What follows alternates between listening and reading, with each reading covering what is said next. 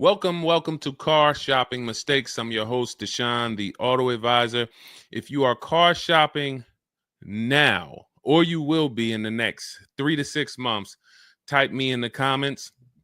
Let us know where you're at so that we can make sure that you have the advice you need to make the best car deal you've ever made and not be spending more than 30 minutes in car dealerships. The name of the game with great deals is to not be spending time in dealerships. The more time you're spending in dealerships, the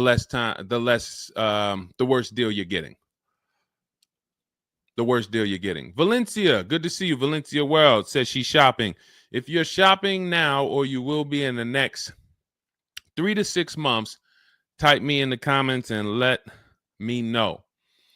Now, for those of you who are not shopping right now, you still may hang around for the next hour, learn something, because you're going to see a lot of people ask questions that you will ask or you would have when you go start shopping. So what typically happens if you hang out here enough, somebody's going to ask the same question that you would have asked, and you can get your answers that way. So welcome to Truth. Good to see you. Let me hop on over to Instagram and actually pop in over there. And I'll give you guys time to start typing your questions. No questions off limit. I try to do just rapid fire Q&A. So you have questions about leasing, about loans, about, getting the best deal, new cars, pre-owned cars. If you just want to tell me your situation, kind of what your goal is, we can go from there. And that's typically how we run it here. So let's see. I'll give you guys time to start typing. Once we get the first couple questions coming in, Dolan will start to bring them into the show. And we'll go from there. All right, I'm just sharing the show. Shout out to the sharers. And before we even start with the questions, I want to talk about the mistakes that I see people making. Let's really start out with the mistake of this leasing versus buying. I'm so happy that over the last 3 years, who was taught never lease a car? You were taught or you heard never lease a car. I could not be more happy that we have been helping people get their first lease for the last 3 and 4 years. The financial advice we've been listening to concerning leasing has cost us thousands of dollars. I was going to lease a car next week. As long as you get 5 offers, cool money. As long as you get at least 5 offers, you're good. See, people are out there paying. There's a couple ways that you can get a car. You can buy it new, you can buy it pre-owned, or you can lease it new. When you lease a car, you're leasing it brand new. So if you look at the financial parameters, you ask yourself, if I buy a new car, how much will it cost me? Now, I want you to use this rule. Every $5,000 is about how much per month. This is not for the new people. If you're new here, type the number 1. Let me know you're new. You've never been on the show. I don't expect you to have the answer to this question. But if you've heard this before, then every $5,000 is about how much on a car payment. You may have seen this in my video. You might have seen this on a show. This is a principle we teach. I want you to lock this into your head forever. Let's see if anybody knows. Or we got a bunch of new people. Michelle's new. I see you. Cool Money's new. DJ Furious. Okay, I see you. Sandra Bonds on Facebook. You're new. Okay, a lot of new people checking in. We're live on YouTube, Facebook, Instagram, and TikTok. So if none of you know, I want you to remember this. Every $5,000 is about $100 per month. Good to see you, Digby, on TikTok. Every $5,000 is about $100 per month. So how do we turn that into a real budget? You look at a car, $30,000 divided by 5,000. You're going to see that's about 600. Well, that is 600.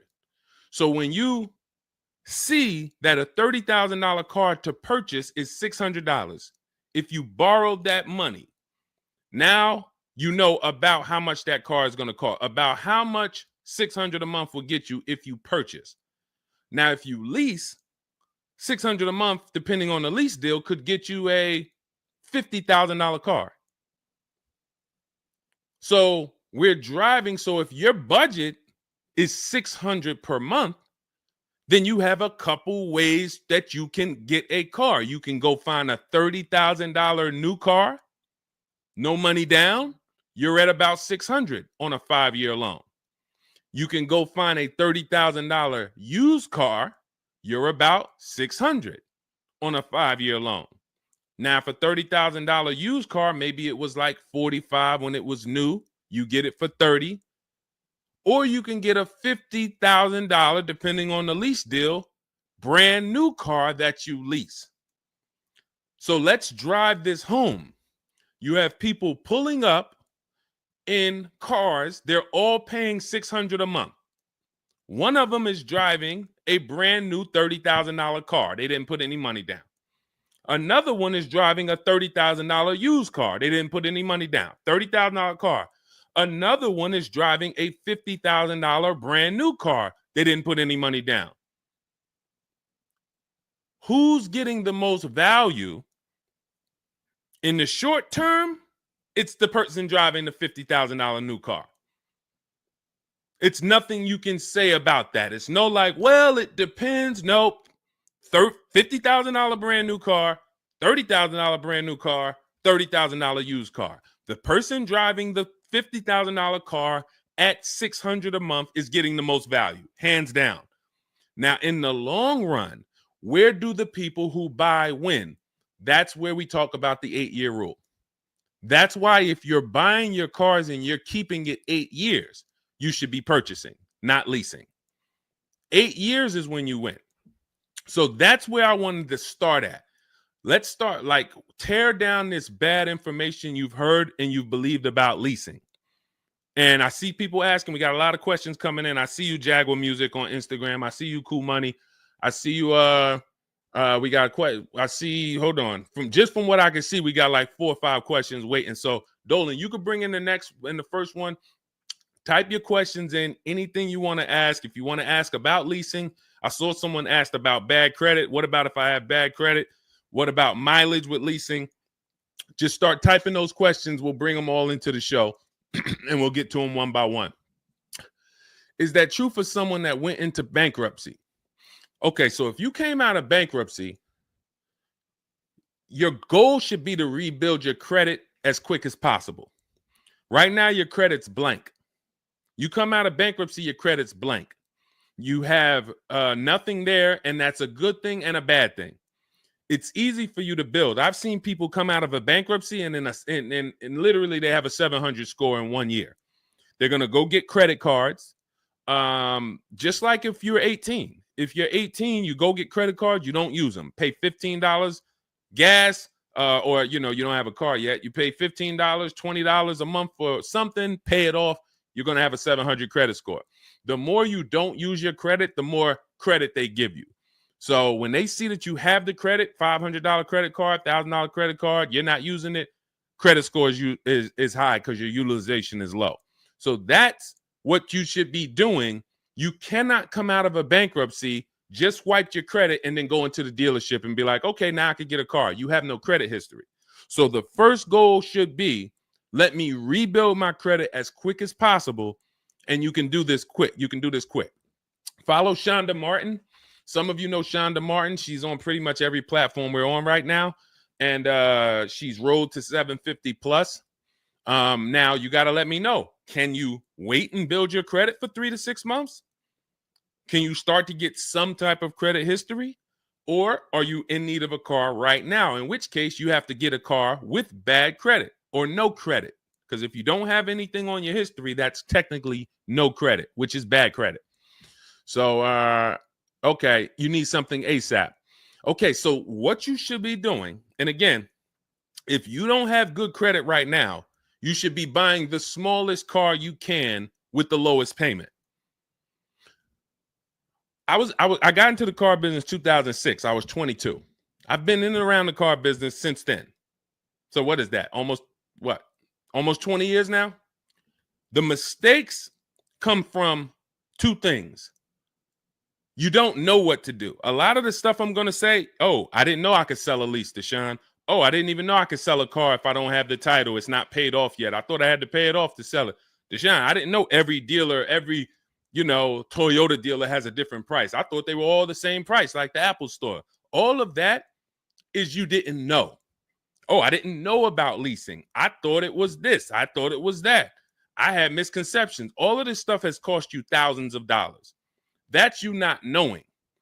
The other problem is you know and you don't do, because now I'm going to make sure you know. So once you know, it's your obligation, or it's up to you if you're going to do. So if I have bad credit, I'm looking to rebuild my credit. I need a car right now. First thing I'm doing is asking myself, in my book, Cars from Home, first step is how many years you're going to keep the car. Because we need to determine, are you going to lease or you're going to buy? Are you going to lease or you're going to buy? You don't determine that based on how many miles you drive, or, oh, I'm not. It's the 8-year rule. Are you going to keep the next car 8 years?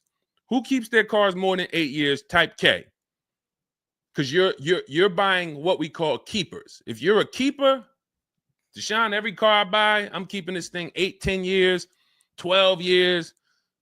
When the transmission goes out, I go and get another transmission. I see we got keepers. Shout out to the keepers. Michelle, we got Chantal. Who are the keepers? Sandra Bonds on Facebook. I see you. Where are the keepers at? K Mathis on Instagram.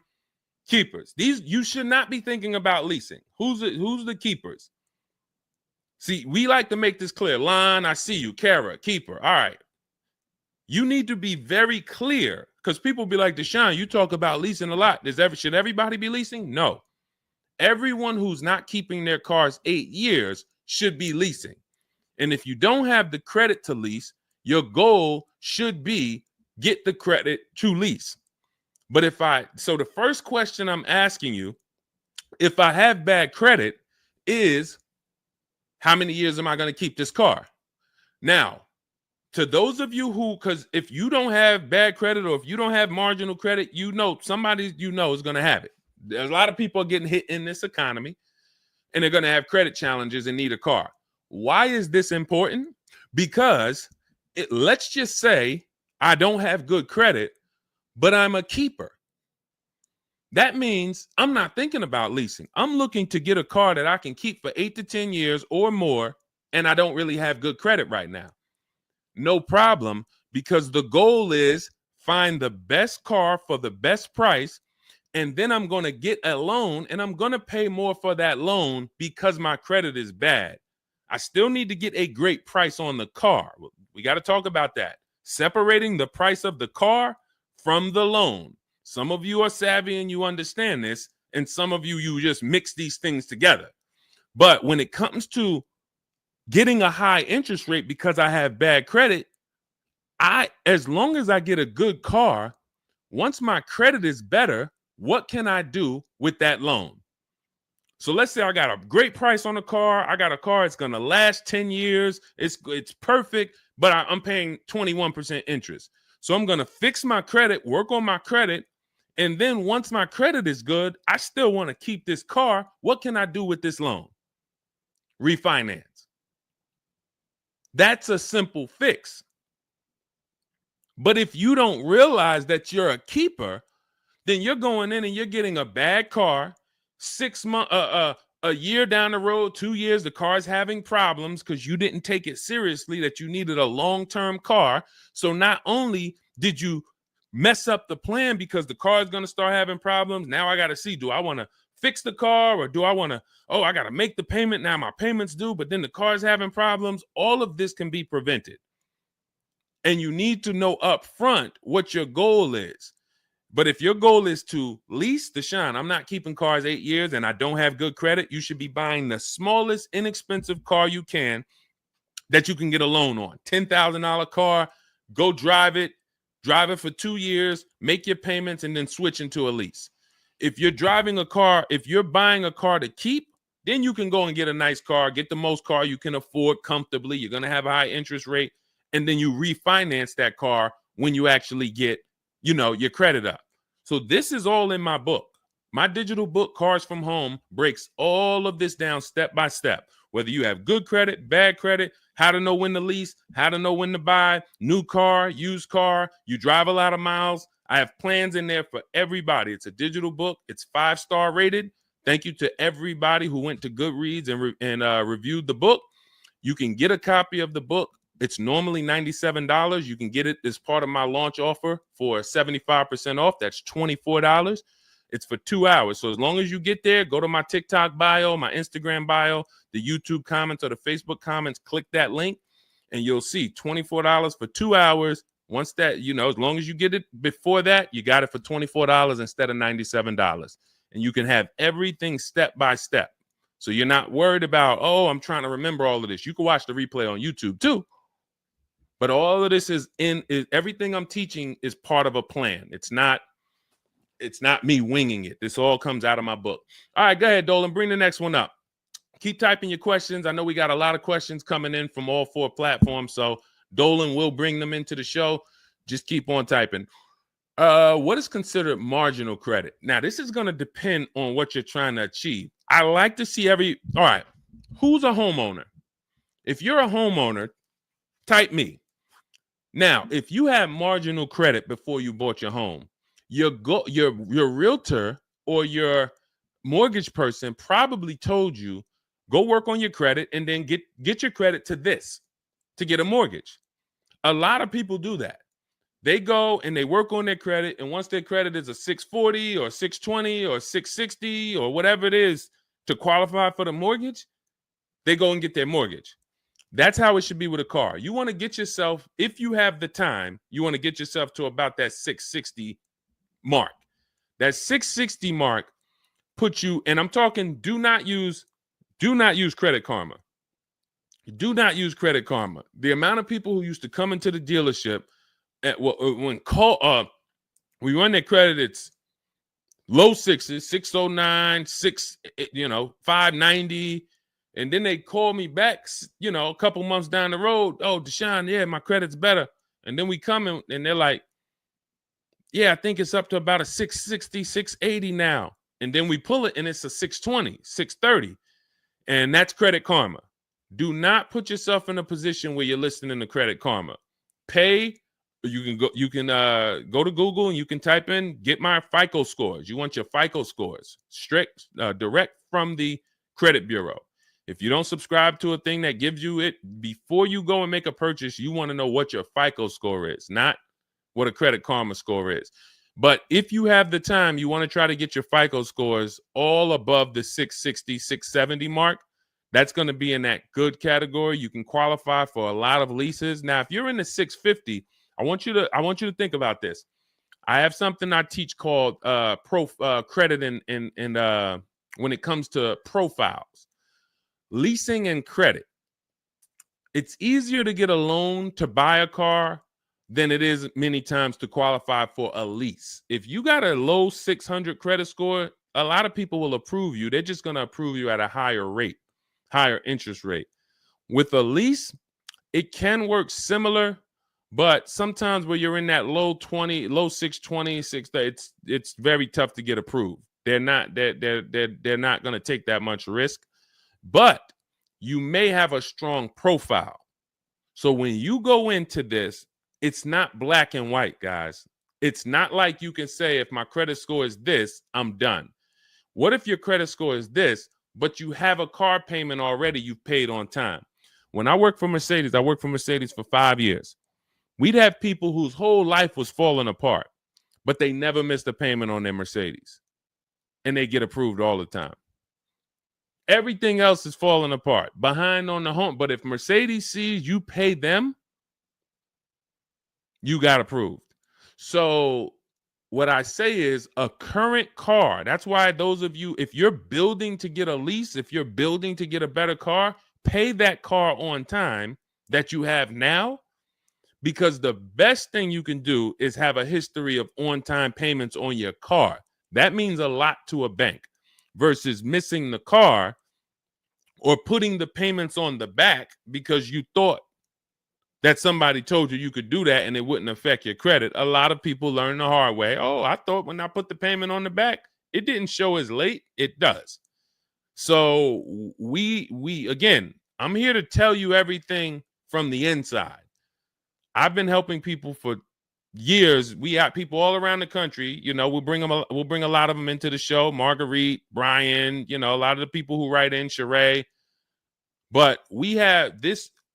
I'm telling you from the inside, not from your perspective. I'm not like the public, and it's like, oh, this guy this guy must have really learned about buying cars because he's teaching. No, I'm from the dealerships.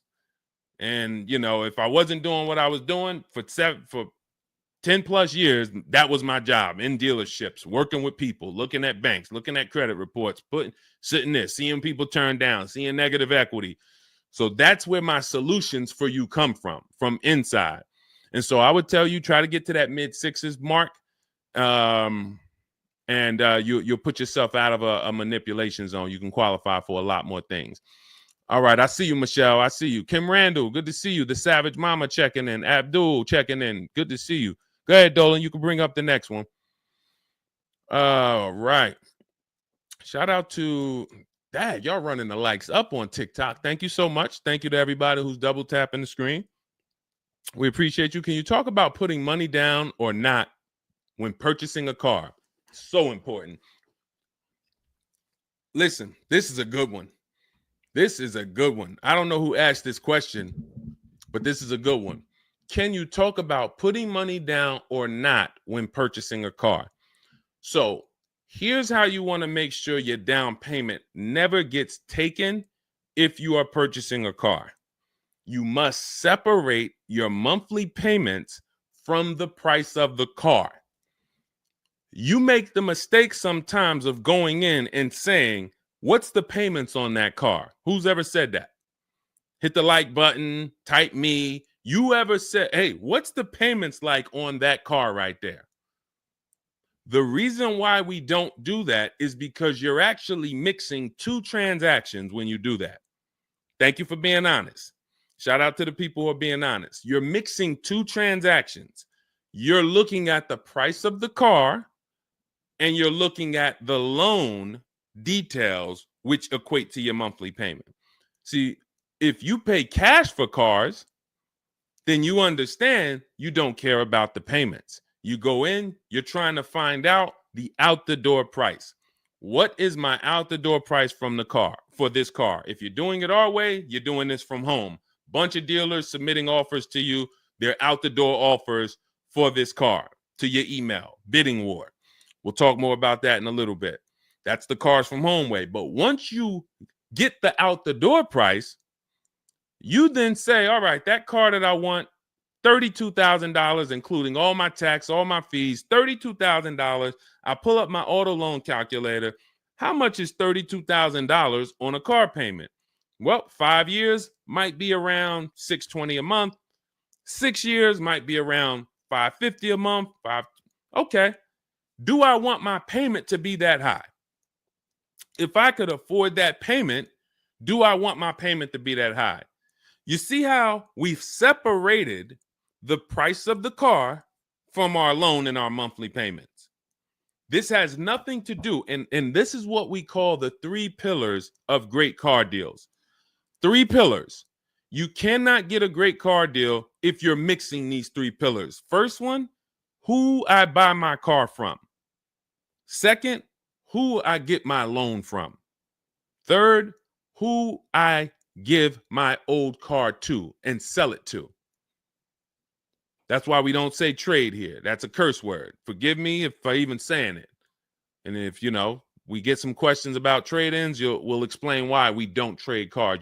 So we have to separate these and bid out each one. You have so many online tools at your disposal that you just don't know how to use yet when it comes to your cars. You know how to use Amazon to go buy a TV. You know how to get a subscription to YouTube. You got a ton of online tools you know how to use. Shazam, what's that song? Shazam it. But the online tools about car buying, you just don't know how to use them. That's where I come in. Our entire system is showing you websites that do this, tools that do that. And so we can make sure that we're getting the best deal. So the only way you're going to make sure you never lose your down payment is you have to separate the monthly payments from the price of the car. If you go in and say, hey, how much is that payment? The car salesman says, well, all right, how much can you put down? Well, I don't really want to put any money down. Well, all right, if I had to, I guess I could put down like 3, 4 max though, but I'm trying to be at like $600 a month. You're working your loan out with them. That's a loan. And let me tell you how, let me show you why you can know you shouldn't be mixing these transactions.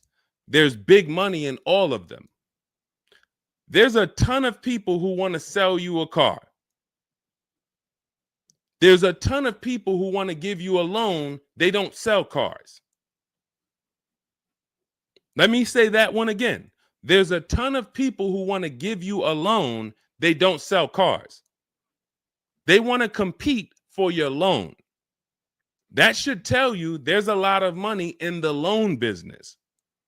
Then there's a ton of people who want to buy your car from you. Your car you have now. You're the one you're like, well, I just normally go trade the car in. Well, how many offers are you getting when you trade the car in? Well, I usually just get the one from whatever the dealer says he's going to pay for me. Okay. So there's a ton of people who want to buy that car from you. They don't care about selling you a car, and they don't care about giving you a loan. So when you buy a car from a dealer and you give them your old car on trade-in and you get your loan from them, you just gave them 3 transactions. You did 3 transactions with them in one. Do you see why it's impossible for you to get a great deal doing that? Type $signs if that makes sense. Who's locked in? Because I know sometimes we only got a couple people that be watching. Some people, man, you're cooking dinner and you're like, all right, I hear you, Deshone. You're not gonna save $5,000, $10,000 like my students, and you're cooking dinner and you're just trying to listen in on the side. Look, you're not gonna get this. Look, person got a Kia $439 a month, $35,000 car. Look, save probably $6,000 off the car. Melissa, $12,000 that she got from Carvana. Let me just read something from people who are locked in, so you can, maybe this will inspire you to get locked in. All right, this is Melissa. 4 days of leasing like a boss. That's our system we follow for getting our leases. Started with a Kia Telluride as first choice. Quotes for 36 months, 15,000 miles a year. Ranged from 642 to 653. Went to a Honda Pilot. Ended up getting quotes as choice B from 616 to 713 after contacting every dealer in North Carolina. She did this from home, right from home. She got after contacting every dealer, the dealer I ended up leasing from originally quoted me 719, came back at 616 in 3 days with 0 due at signing. This is on a, where's her car at? I can't see. Hold on, 616. Oh, that one wasn't clear. All right, here, let me read this one. Thanks so much for these resources. I read the entire book last night. Already been underway trying to put my deal together. What a great book. I have my quotes together, and now I'm ready to take the next step with the calculator. Big fan of your channel and the resources. However, when we shop for 12,000 miles per year, do we adjust to 15,000? So these are people who are taking action on a plan. So when you see the plan, there's going to be different results. If you're out here winging your car process, oh, I hope I did this. Oh, shoot, I thought I watched the Instagram video. They told me don't say that. I shouldn't have told them I had a down payment. You're not going to get it. You're not going to save $5,000 or $10,000 on your car payment, on your car transaction accidentally. You don't just slip into that. So lock in and grab this lesson now. I need to separate my transactions. Who I buy my car from is one transaction. I'm going to bid it out. I'm going to give a bunch of people an opportunity to sell me this car. If I'm looking at a used Toyota Camry, I want to see every Toyota Camry within 150 miles, and I'm going to narrow it down, and I'm going to pick the best one, independent of my loan. My loan is a whole nother story, because when I shop for my loan, I'm going to do the bank bidding war, where I can have multiple people. I don't even want to mention that without telling you about it, because it's like, whoa, what's the bank bidding war, Deshone? Okay, so you can have multiple banks and credit unions compete for your interest rate in a small period of time, and it's going to weigh on your credit score like one hard inquiry. Like one hard inquiry. Mamba Mentality, I love the name. I love the name. Why can't I do a super chat? I don't know. Yinka, good to see you on Facebook. IB Johnson. On one hard inquiry. So let's just say, and so when you get your loan, how do we know that 5.2% interest rate was the best? How do you know that the 7.1 interest rate was the best if you have no other offers? And what we've been used to is we're just going to go with our bank. We're going to go with our credit union. We're going to go with the dealer's bank. Why? We're going to make these people compete. And when you do this, when you do it this way, you can have people compete in a short period of time and get multiple offers on your loan without it affecting your credit score. But it has to be done in a small window of time. Now, if you Google it, rate shopping, it'll say between 14 days and 45 days. You do it our way, it's going to take you 48 hours. And you don't do this until after you find your car. After you find your car is when you do a hard inquiry. You let these banks and credit unions compete for your loan. And again, you notice I've already found my car. I already got the best price on that car right there at ABC Motors. I got that thing on hold. Don't pick up the car the same day. As much as they're going to ask you, hey, you want to take it home today? You want to take it home today? No. If I take it home today, when do I have time to go shop my interest rates? I'm not taking it home today, but let me get my buyer's order with my numbers on it. Let me go home and let me actually do my shopping for my loan and my interest from home. And then if you can actually beat that rate, it's a competition. But because you didn't know that you could let multiple banks do this in a short period of time, you're only going to your bank. You coming back with a 6.49. Well, I guess that's good. What if somebody could get you a 5.49? Do you know how much a difference between a 5.49 and a 6.49 is on a loan? Could be $1,200. This is why we're getting all the money. So again, all of this is in my book, digital book, Cars from Home. You don't have to wait for it to come in the mail. You can have it by the end of the show. It's in my TikTok bio, Instagram bio, Facebook comments, and YouTube comments. Normally $97, but you can get it as part of our welcome offer for $24. As long as you get there before the 2 hours is up, you get it for 75% off. It'll have everything in there. That is the bank bidding war. If you're not, again, before we go to the next question, if you're leaving the dealership wondering, if I was to walk up to, yo, Deshone, what's going on, man? Hey, I just got this car, man. What do you think? Okay. Did you get a good deal on it? Yeah, man, I definitely got a good deal. How do you know? If you're not saying to me, yo, man, you know how many offers I saw? Man, I got about 6 offers on this car from different dealers. This was the best one. Okay, you did good. What about your loan? No, man, listen, my bank competed, credit union competed. The dealership told me none of their banks could beat what my bank gave me. Congratulations, man, you got a great deal. But if you don't have that same confidence, you did not get a great deal. And now you're driving in a $30,000 car, $50,000 car, and you don't have the confidence that you actually didn't leave thousands of dollars in these dealerships. This is crazy. And when you get mad and stop accepting it, you'll listen to what we're telling you to do. If you think you deserve that abuse, then you're going to keep doing the same thing. That's why you got to unlearn. Okay? So separate your transactions. Who I buy my car from, I'm getting multiple offers for. Who I get my loan from, I'm getting multiple offers.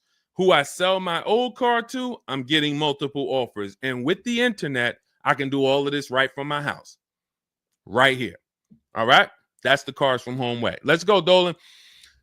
All right. Keep typing your questions. I see you, Mamba Mentality. I see Mamba Mentality got a lot of questions. Samante Love, good to see you. Jay Bass, good to see you. Yep, Jay Bass. Separate transactions. Exactly.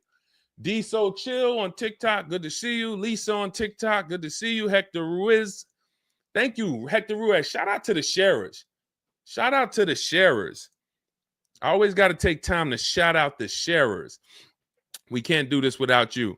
All right, how can I schedule a consultation with you? Also, does it make sense to lease a pre-owned vehicle? So let me answer the bigger part of the question first. Most leases are going to be brand new. There's only been a few manufacturers that have tried to do a pre-owned lease program. Lexus tried it. BMW's tried it. And there's certain brands that can technically lease a used car. The reason why I don't like it is because it's not enough of a wide stream. It's not enough of a mainstream program to create competition. And if you can't create competition, then you don't know if you're getting a good deal. If you walk in to lease a brand new car and you're walking in and again, we don't do this. We never sit down in a dealership. We're there to test drive only. We're never talking numbers. But if you are doing it the old way, you're going to go in and then you're going to get a bad lease deal presented to you. And they'll say, well, I could lease you this 3-year-old one and it'll save you like $150 a month. How do I know that's a good deal? It might be affordable. And sometimes you confuse affordable with a good deal. It's not a good deal because you could afford it. I want to let that sink in. We confuse, you know how many people I watch get a horrible deal, but they go home and they're like, yo, man, they got me to my payment. Bad credit usually. A lot of people with bad credit will brag about yo, man, you got to go see Joe, man.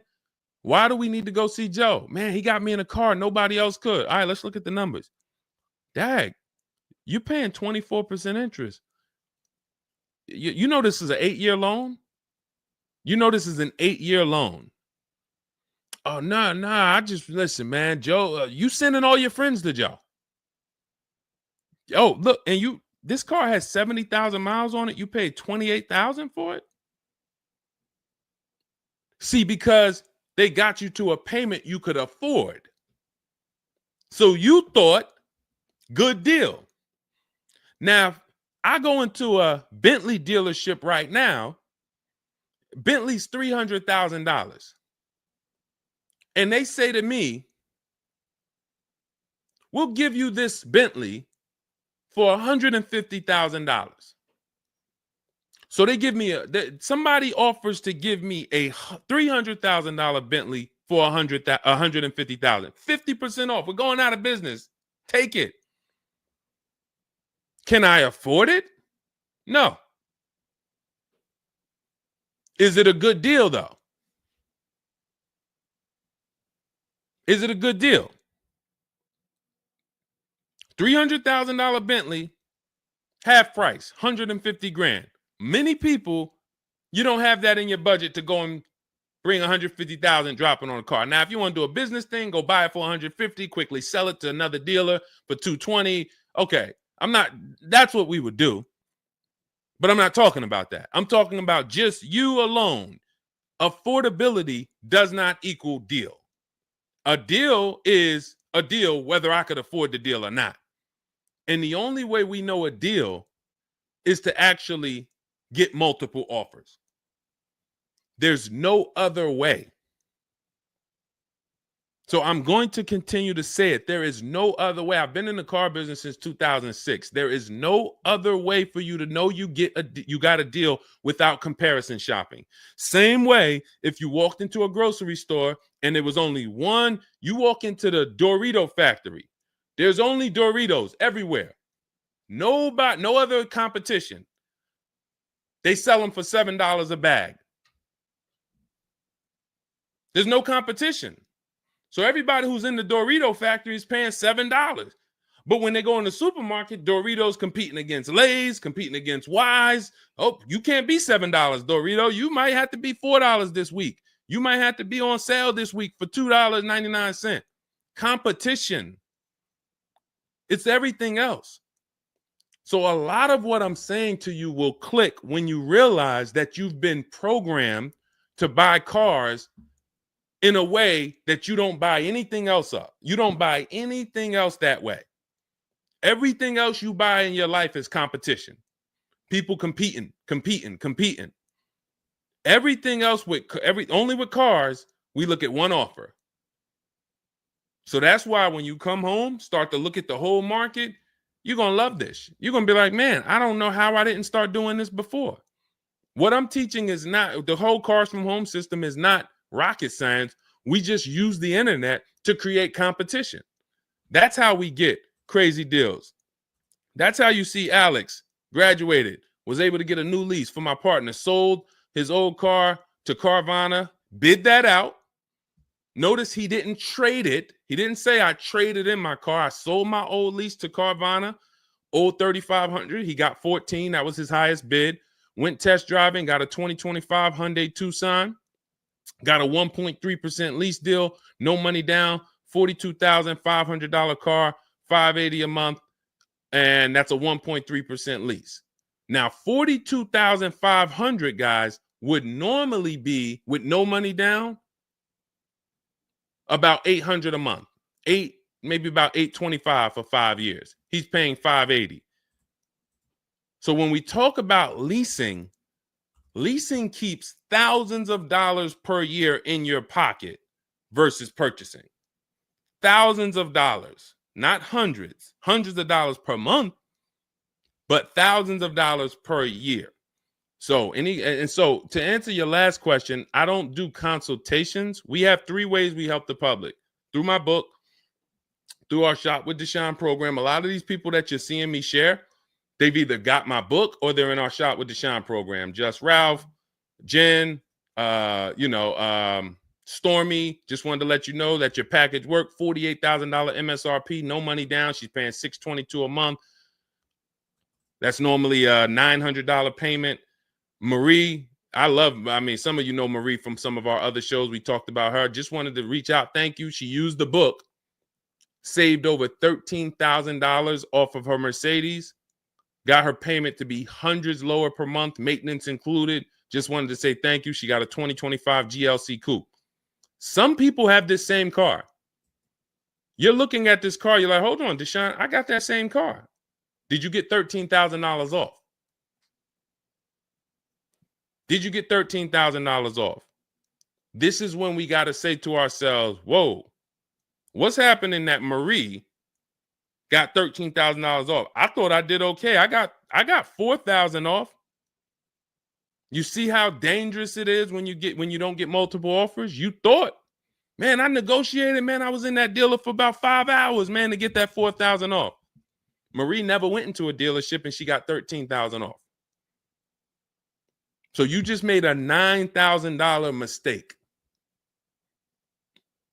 So you could either change your behavior, go grab my digital book, Cars from Home, learn the same thing, use the same strategy step by step that Marie just used, and you could eliminate you making these types of mistakes, or you can continue to do what the car business wants you to do. So in my digital book, you have everything. That's why it's called 7 Steps to Saving Time, Money, and Avoiding Dealerships. It's in my TikTok bio, my Instagram bio, YouTube comments, Facebook comments. You can get 75% off for the next 2 hours. So you won't pay the normal $97. You get it for $24 if you get there before the welcome offer expires. And that's a digital book. It'll be in your inbox by the time we end the show. You'll have all these strategies to use for you, your family, your spouse, your kids, to make sure every transaction you're winning. You're leaving no money on the table. All right. So yes, I don't do, and you'll see in our Cars from Home toolkit in my bio, we do have a program where we shop for people around the country. In fact, before we go to the next question, let me show you what you'll be able to do. But in our case, we do this for clients. So you get in where you fit in. I don't tell you, it's like if I put a buffet in front of you, everything gets you full. You get the book, you're there. You come into Shop with Deshone, we do it together. You watch our video checklist. You have coaching calls, we have Zoom calls, we have a private Facebook group. You get to your goal. Or you can, if you qualify, you got to have the credit. You got to be shopping for a new car. You can look into our Done For You program. You can book a call with our team. But here's an example of how big of a margin these offers. I want to show you the difference between some offers here, because some of you don't really see it. Hold on. I got to label these better for our next show. Okay, here's an example. So we can see here for this particular car, the payments range, all of the car itself is $64,000. We're shopping for a Genesis. This particular month on this particular car, the payments range, y'all ready? We got 6 offers on this car. The payments range from, well, I'm just reading them to you. $973, $899, $1,102, $1,066, $921, $913. Now this is initial payments. Why is there a $200 difference in these initial payments? This is why you never want to take people's first offer, because the initial payments are going to be high. But even in the initial negotiations, why is it, Deshone? Wait, all of these cars are the same price. Why is one dealer at $1,050 and another dealer is at $899? Because they're criminals. So what do you think you're doing if you just walk into a dealership and say, let me give this dealer a shot at negotiating? If you're negotiating with the dealer that's at $1,050 or $950 or $975, where are you going? And the goal is to have that dealer. This is why when these dealers come, when they come down $100, you think, oh, I had to win. Man, they just came down $100 per month. They started out, they were at $590, and now we're at $490. This has to be a good deal. Well, how do we know that they weren't supposed to start at $490 and end up at $390? If this is clicking for you, type a $, because this is clicking for some of you. Those of you who are locked in, this is why it has to be a mentality change. I'm pulling back the curtain so you can see that, Deshone, it's been feeling like when I go to buy a car, it's a mental game. I drive off and I'm kind of happy, but then I don't really have the peace. I don't really feel like I did good. I'm kind of hoping I did okay, right? That's you, right? So I'm telling you that your gut has not been lying to you.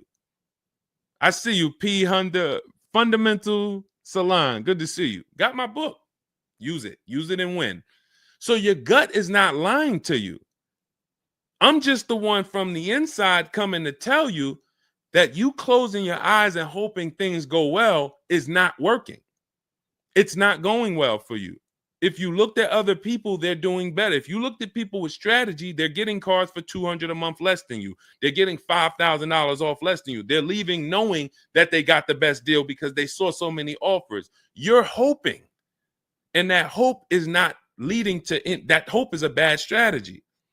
So what you want to do is you want to change your mindset and realize that the dealer's whole goal is to keep you from shopping. If you burn that into your head about the car business, the entire goal of every dealership is to keep me from shopping their competition.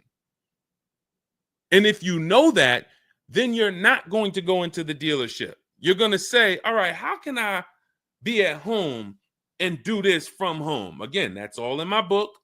But even if you want to make calls, there's some people, you've been on to this since 4 years ago, 10 years ago. You're like, Deshone, man, I knew, man, I don't go into those dealerships. I call around, I'm going to get me a bunch of offers. And by the time I get there, that's when I'm picking up my car. You've been on to this truth for a long time. Some of you, I'm not telling anything new. Some of you, you're like, whoa, I didn't know that really. I thought that it was all about going in and just negotiating. No, because 80% of dealers are never going to give you what we call a below market deal because they got too many other people walking in that's willing to pay a higher price. So you have to find the dealer who is going to give you that low payment out of the whole market. That's why this is a bidding war. And when you start to do this, you're going to be like, yo, why does it seem like this is kind of fun now? I kind of enjoy this. Is like a game. And you're the prize. So instead of feeling like you're begging, oh, come on, can you do another $500 off? Come on, man. I'm only asking. Get me from $520 to $499, man. You're begging. So instead of begging, you got people now competing for you. Whole different story. That's what we want. That's the transformation we want for you today. All right, let's go. Dolan, next question. All right, Fundamental Salon, I see you. I see you, Jay Bass. I see you, Randall Pine Straw. You got the number 3 gifted badge. Thank you. Y'all lighting up the lights on TikTok. Thank you so much. Monica 9300, BKS Aggie, Timothy Garces, Drew Saberton reposted the broadcast. Thank you so much. Shout out to everybody sharing this. What about military personnel? What's the question? Just rewrite that question because I don't know. What's the question? I know what about military personnel. I don't know. Are you asking about military rebates? I don't know. So just kind of give me a full question, and then I'll be able to give you a better answer. Hello, I'm planning on purchasing a 2025 Escalade. Any negotiation between the MSRP and the invoice? Of course. Now, if you walk into a dealer and you say something like that, what is the dealer going to say? So let me ask everybody who's watching. We're live on Facebook, TikTok, Instagram, and YouTube. If this person casually walked into the dealer and said, hey, is there any negotiation between the MSRP and the invoice? What do we think a smart dealer is going to say? Not an honest dealer, a smart one. Thank you, Sassy. No. No. And you know what's crazy? They're going to say it in a way that makes you believe it. So if I put my car salesman hat on and I switched it to kind of for myself, this is what it would sound like. Or is there any negotiation between MSRP and invoice? Not really. On these cars, I mean, we don't even have a lot of them. A lot of people are trying to get them now because the tariffs are about to hit. And even though this is an American-made car, some of these parts, they're produced in Mexico. So there's not, we really like to, a lot of dealers are selling them over MSRP. In 10 seconds, I just took you to, whoa, but can I get MSRP though? See, that's why I'm never training you to go in and negotiate with people that negotiate every day, 3 times a day for the last 10 years. You're just not going to be a match. You might negotiate office furniture. Yo, Deshone, I do office furniture.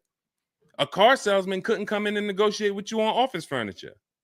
But you can't go into a car sale and negotiate with car salesmen because, again, the psychology, we just know every question to ask, everything to say. It's a mind. And so some people use it for good and some people use it for evil. And so how do we find out what the discount is on the Escalade? We talk to multiple Cadillac dealers.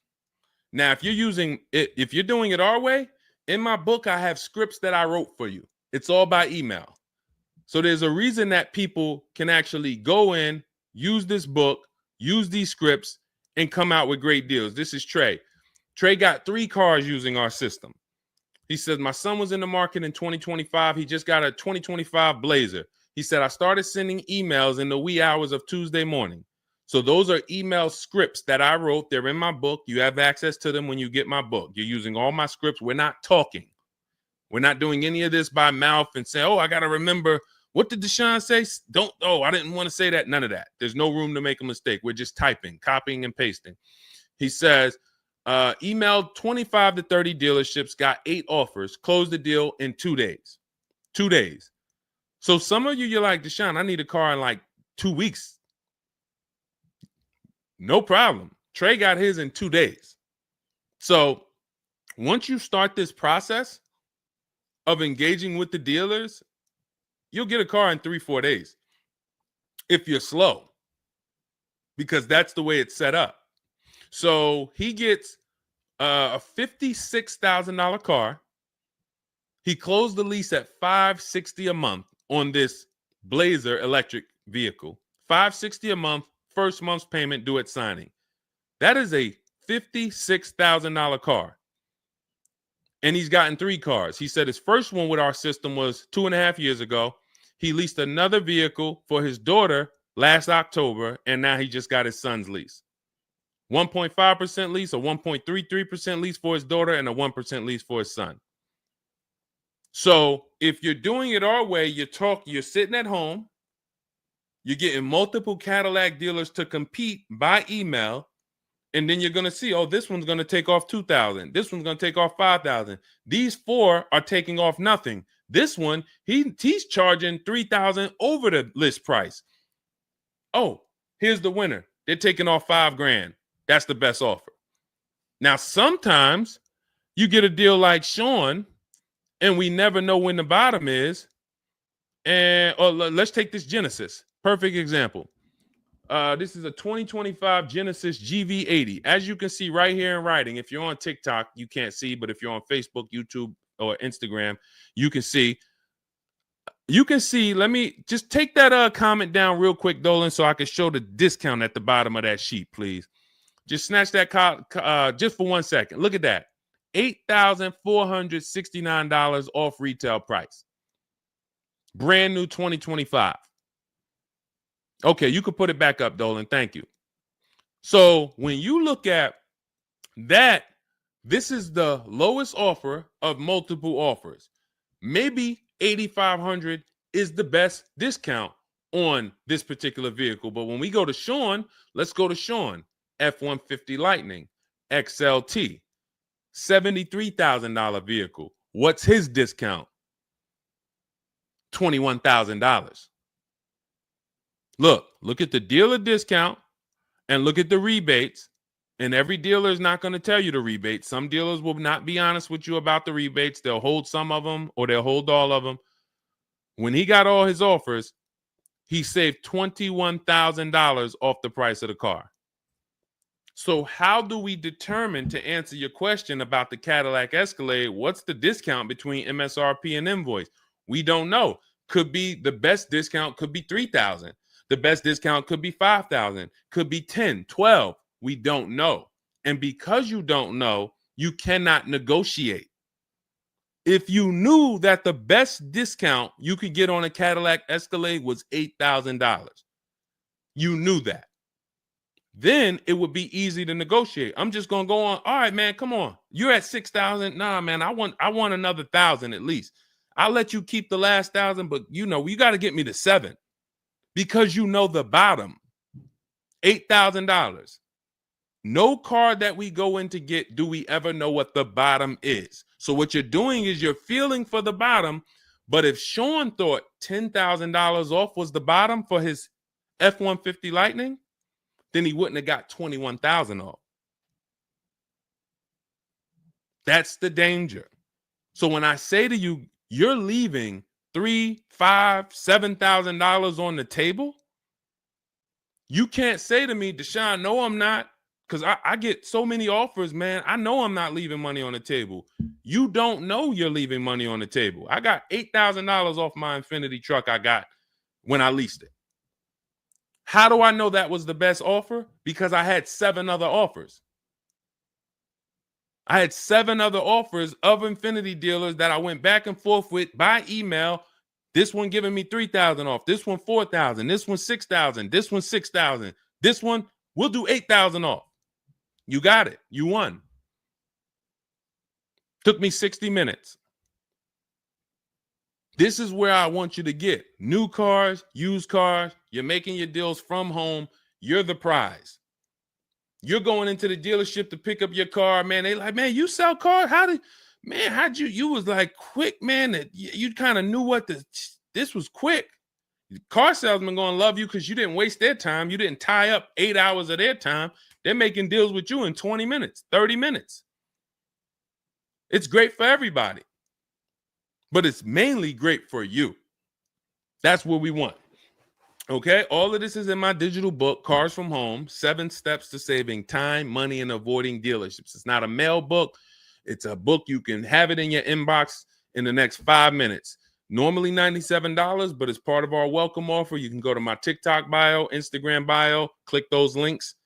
You can go to the Facebook comments or the YouTube comments. Dolan has a link for you guys. You get 75% off. That's $24, but it's only for 2 hours. Now, if you visited earlier, some of you, I did a show, my last show, you might have visited the link and you missed the countdown. You'll see it's gone. So you want to make sure when you actually go there, even if you come back in a couple minutes, don't let that timer hit 0. Book's still worth $97. You saw Marie, she saved $13,000. So I think if Marie, if she was on the show, she would say, look, even if you missed the $24, get that book. Save me $13,000 off my price. All right. Corey Duncan, I'm just catching your comment on TikTok. Look, it works. Y'all, I promise. Leased a car back in April after using his book. Got the best deal. You see what I'm saying? Like, and this is all over. It's too many people for me to pay. When I tell y'all, like, it's too many people. I pride myself on not can Deshone get great deals. Obviously, you guys know if I could sit on here and answer your questions for an hour and a half. Clearly, I've been in the car business since 2006. Clearly, Deshone can get great deals. But can other people? That's why I'm showing you other people. That's why I'm showing you Benita. That's why I'm showing you Kimberly got 20 grand off her Maserati when she got it. Zafrina got 2 cars. She got a car last year, got her Jeep Grand Cherokee, $66,000 car. She got it for $579 a month. And then she just got another car that she posted 2026. Not even a 2025. 2026s. It ain't even out yet. She got a Kia, or just came out recently. Kia EV6, $76,000 vehicle. She got it for $742 a month. She leased it. Now, let me just do some math for you real quick on how crazy a deal that is that Zafrina got on her second car. The first one's crazy too. They're both crazy. But let me just, here's how we judge a lease. We judge a lease by how much we're paying and how much car we get to drive for that payment. So the reason I created the 1.5% rule is for you to know you're paying too much money for a car you're giving back. The 1.5% rule tells us if we divide the monthly payment into the MSRP with no money down, it creates a percentage. And if that percentage is over 1.5 for 12,000 miles per year, we're paying too much. It's no value there. It's a bad value lease. Let's look at Zafrina's deal that she just got. She's paying $742 a month, and she got a $76,000 car. So let's say, go into our calculator, $742 a month, 36 months.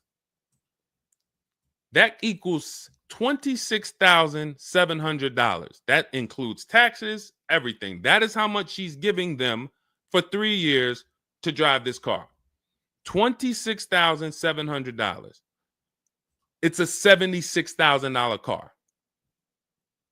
You don't have to be a mathematician to know that if you walked into a showroom and you saw a $76,000 car, once taxes and fees and everything were on top, it's over 80 grand.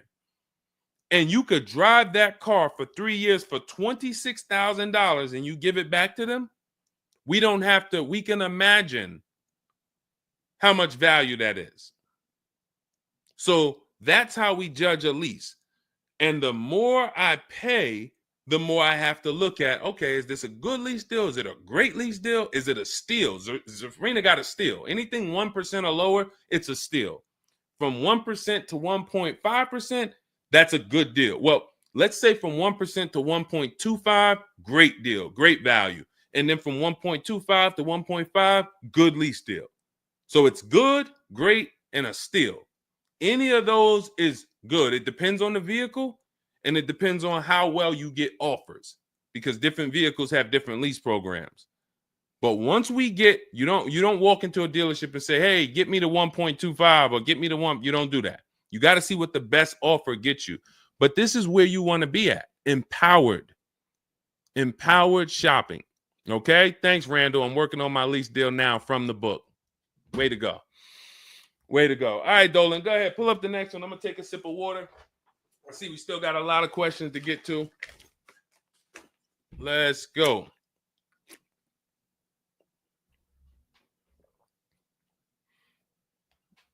Mark is me. Good to see you on Instagram.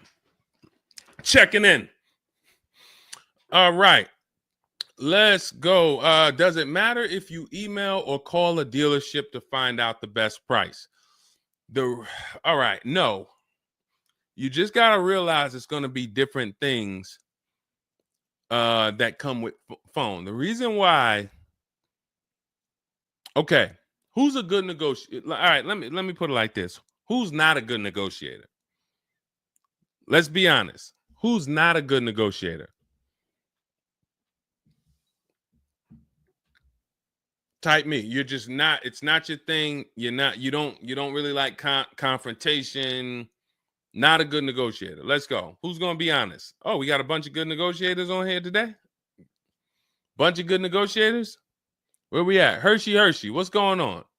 Randall, Sassy. Who's okay?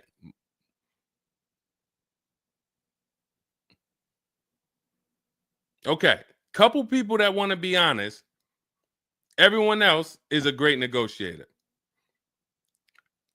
You need that to get on the phone. In order to get on the phone, you need to be a good negotiator. You need to be quick with your words. You need to be, and that's what's going to happen when you're calling to get deals. Now, if you're calling to get deals, you just need to be able to know exactly what information to give and what information not to give. So let's just say you call in and you're trying to get an offer, and somebody says, "Hey, wait, I need your credit." Okay, are you gonna say, "Well, no, actually, the people I've been working with, they haven't been asking for credit. Just assume tier 1," or are you gonna, fumble through that? And if you so this is what you're going to get. That's why I say if you're calling, you could try asking for sales managers. But the reason why email far exceeds getting the offers by phone. Now, look, getting the offers by phone is way better than walking in. But if you get the offers by phone, you still have to you have to try to lock down who the good dealer is, because you're not going to really have anything in writing. And that could be a problem. That could be a problem, because whenever you're going in and you're thinking this, that's why everything we do is from home. Your credit app is done from home. If I'm talking to somebody on the phone and I feel like I done talked to maybe 8 dealers, I got 5 offers, and one guy, Matt over at, that dealership it feel like he's being honest. He's giving me the offer. He told me this is what your payment's going to be. It includes taxes. It includes everything. Or this is what I'll sell you the car for out the door. Okay, I'm doing the credit app online because I want all of that firmed up before I get there. I have a video we're going to put out soon about a dealer who we just experienced this shopping for a client, where the dealer put something in writing. And then when we did the credit app, or the client did the credit app, changed the offer. So when they changed the offer, that means they didn't want to do that offer to begin with. Oh, no, they didn't change the offer. They said the car was sold.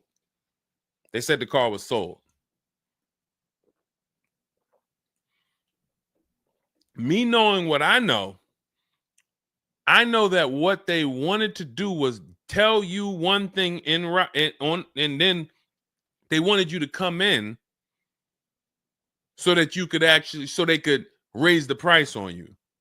This is why we are not going in until we do our credit app online.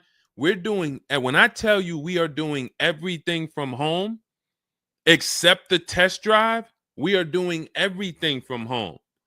We're not going in, all right, come on in, let's finalize this. No, we'll come in and pick it up. You can send me the credit application. I will email you my driver's license. I'll email you my insurance card, because when you do this, your deal is solid. If you're going in the dealer to finalize your transaction, the deal is actually not solid. The deal can be changed. And what you'll see sometimes, like in this video we're going to post, is once they find out they can't get you to come in to actually change the price, that's when they're going to start changing the tune. That's when things are going to change. And okay, I see what you were trying to do. You were trying to get me in there so that you could change the price on me. So that's why email is really the gospel when it comes to us. And another thing, you don't have to talk to anybody. You don't have to remember what you're going to say. What's up, Robert Ishel? You don't have to remember what you're going to say. You don't have to worry about saying the wrong thing. When you're doing this by email, especially when you're using our stuff, if you have my book, my digital book, everything's in there. The scripts are in there. When they say, when can you come in? We have a script. When they say, hey, we only give quotes on for people who are in here, we have a script. When they say, hey, I don't have this car, but I might be able to get it for you. Are you open to that? We have a script for that. Everything, we have probably 50, 60 scripts. Everything they're going to say. So that allows us to have conversation by email. We're not just emailing.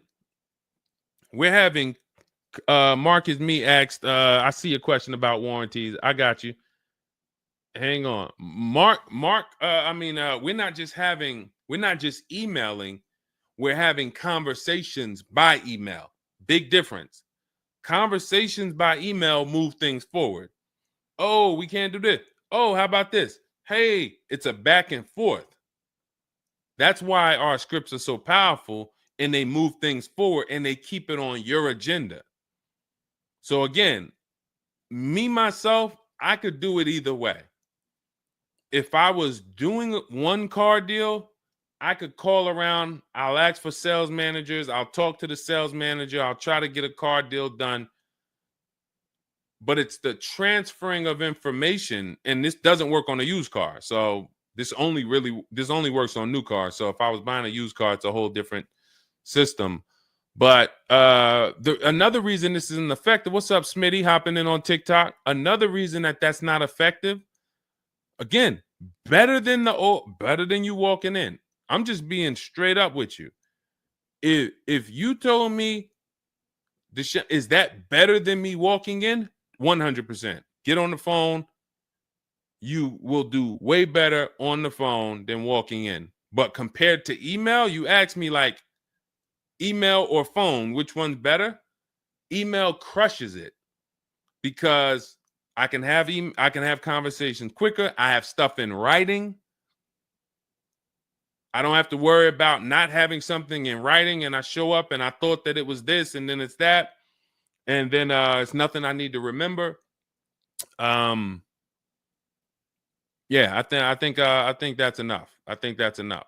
So again, in my book is all the scripts. And without you knowing what to say when they say this, then the conversation is going to move slower and you'll be typing everything manually. What should I say to them? All right, what should I say to this? When they say, oh, can I have your full address? Okay. These are the things that you want to know how to respond to. Okay. All of that is in my book.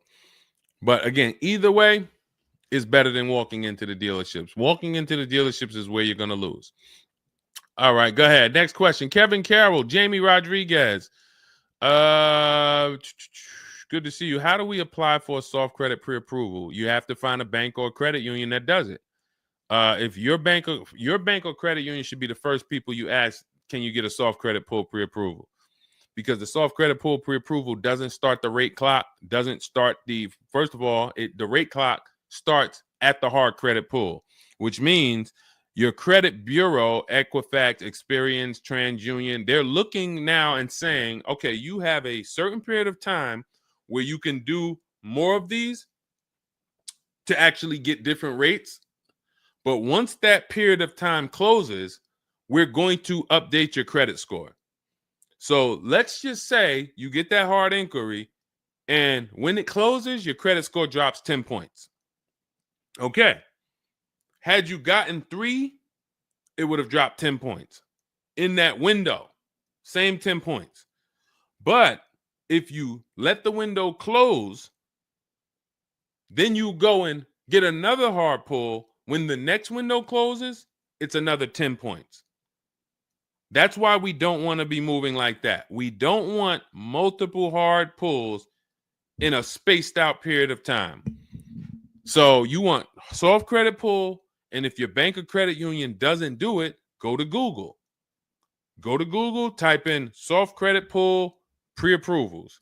Find a bank that does it, because all you want to do is put your budget together.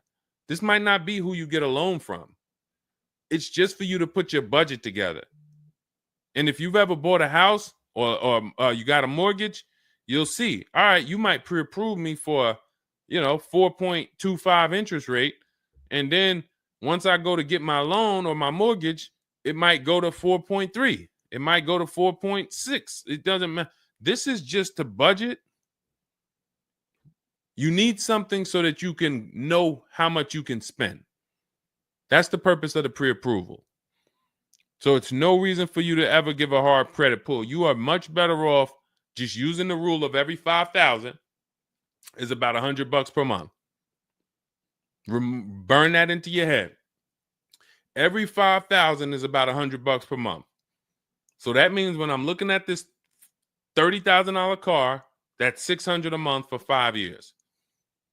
What if I want it to be $500 a month? Then I need to, instead of taking out a loan for $30,000, I need to take out a loan for $25,000, which means I got to put $5,000 down. But if I'm taking out a loan for $30,000, it's going to be about $600 per month on a 5-year loan. You could go to 6 and it'll drop it a little. For 6, it'll drop it another, But if you don't have that rule of 5,000 in your head, you're too off in your budgeting. You need to have some type of anchor to what this car should cost me. If I'm looking at a $50,000 brand new car, I don't want to be able to, give me the $600 a month on that.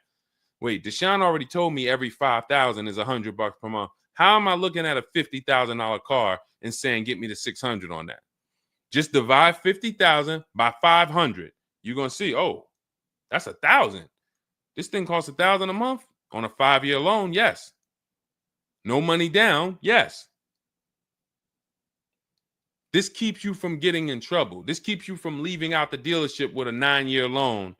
You're at your payment, but your loan is for daggone. It's like if you might not know, it's there's 50-year mortgages. Who would take a 50-year mortgage? Anybody? Anybody volunteering for a 50-year mortgage? Any takers? I didn't think so. No. Why? If you went into a house, $500,000 house, and they said your payment is this for 30 years, but if you take a 50-year mortgage, it drops to this. Nobody on here would be like, okay, yeah, give me the 50-year mortgage. They're available because we've learned that 30 years is the longest you would take a mortgage. And that needs to be 72 months with cars. That's why I tell you 72 months should be the longest you ever consider for a car loan. And if you go in with these parameters, nobody can take advantage of you. All right. All right, let's go. We'll wrap in a car. We're almost done. I say let's go. I see we got maybe one or two more questions. We'll see. For lease, I can only go through the dealership finance department. We'll bring that one in next. I see you. I see you on TikTok. Anita, I see you. What's going on? Warranty extensions worth it? Oh, you mean extended warranties? Okay. Are extended warranties worth it? Depends on the car. If you with warranties, you're asking yourself, what's the odds that things are going to break on this car? And then how expensive are they to fix? And this is why when we get cars, we do something in step 4 of my book. There's a 5-minute process we do. It's a Google check where we check reliability. Every car you look at, you should be typing into Google 2025 this reliability. If you're buying a used car, you should be typing in 2023 Kia K5 reliability.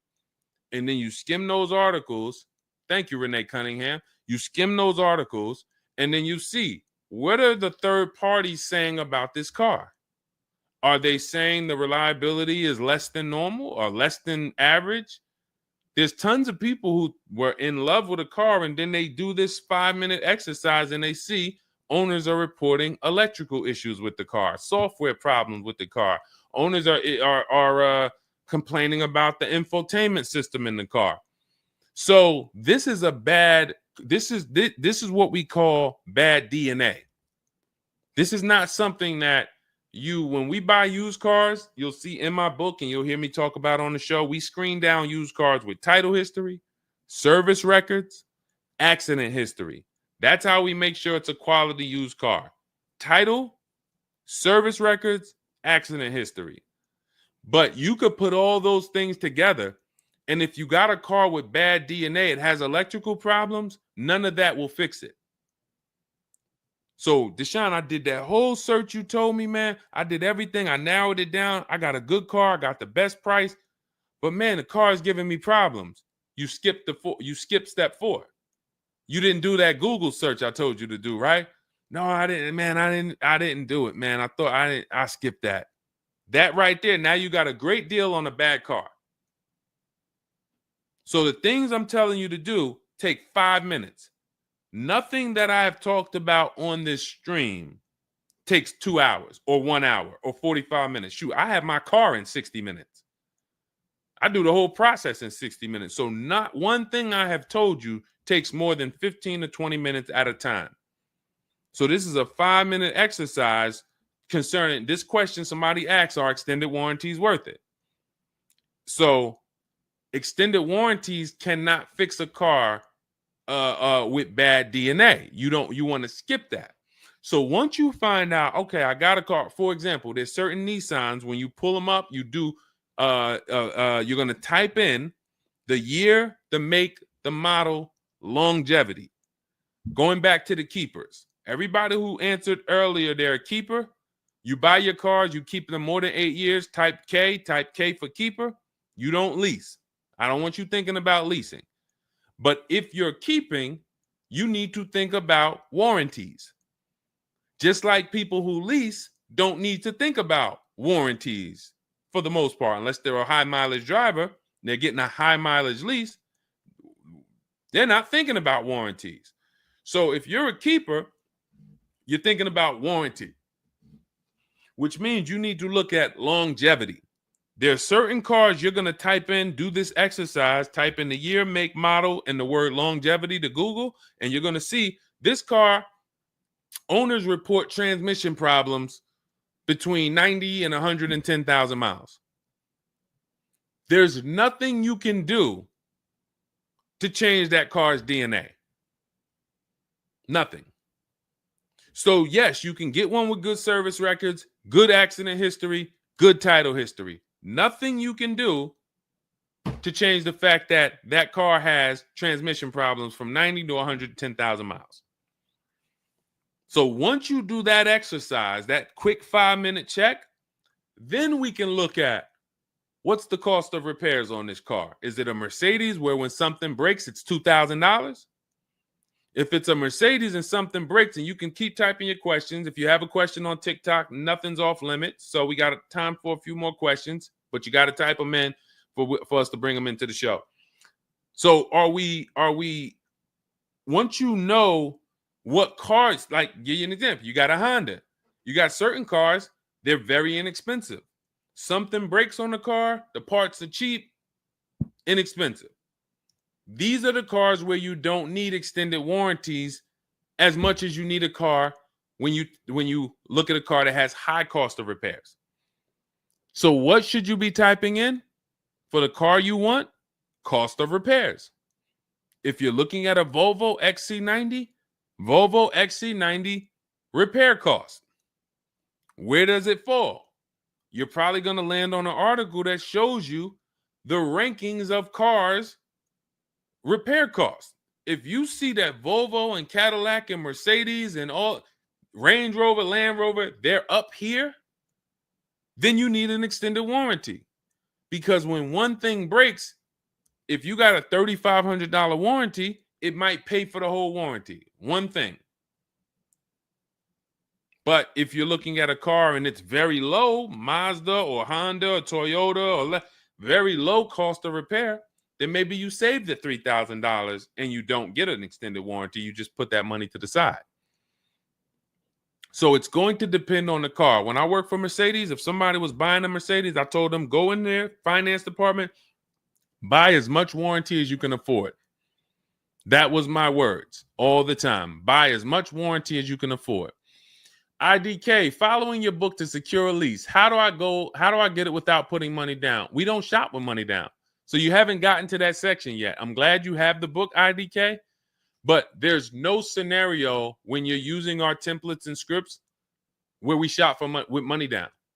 In step 3 of the book, which is deal focused budgeting, I explain how down payments come in and I explain the risk of down payments. But when we're in step 5, which is reaching out to dealers where we're getting our offers, there's no down payment that ever comes into the conversation. All of our lease offers are with first month's payment due at signing. That's not a down payment because it's just like when you rent an apartment, you pay your rent at the beginning of the month. When you lease your car, you pay the payment at the beginning of the month. And that's it. That's not a down payment. That's your first month's payment. But no, all you do is just follow the book. There's no again, and stay on the steps. Here's what I want to drive home when it comes to this book. And I see we had somebody, Linda March, on Instagram. I see you. Grab Linda March's question, please, on Instagram, Dolan. Do not read this like this is some seminar. There's 2 types of people who use the Cars from Home stuff. All of our stuff is made to be like you having a conversation with me. If you jumped on the phone with me and you said, Deshone, this is what I want. What's my first step? I would give it to you and then you go do it.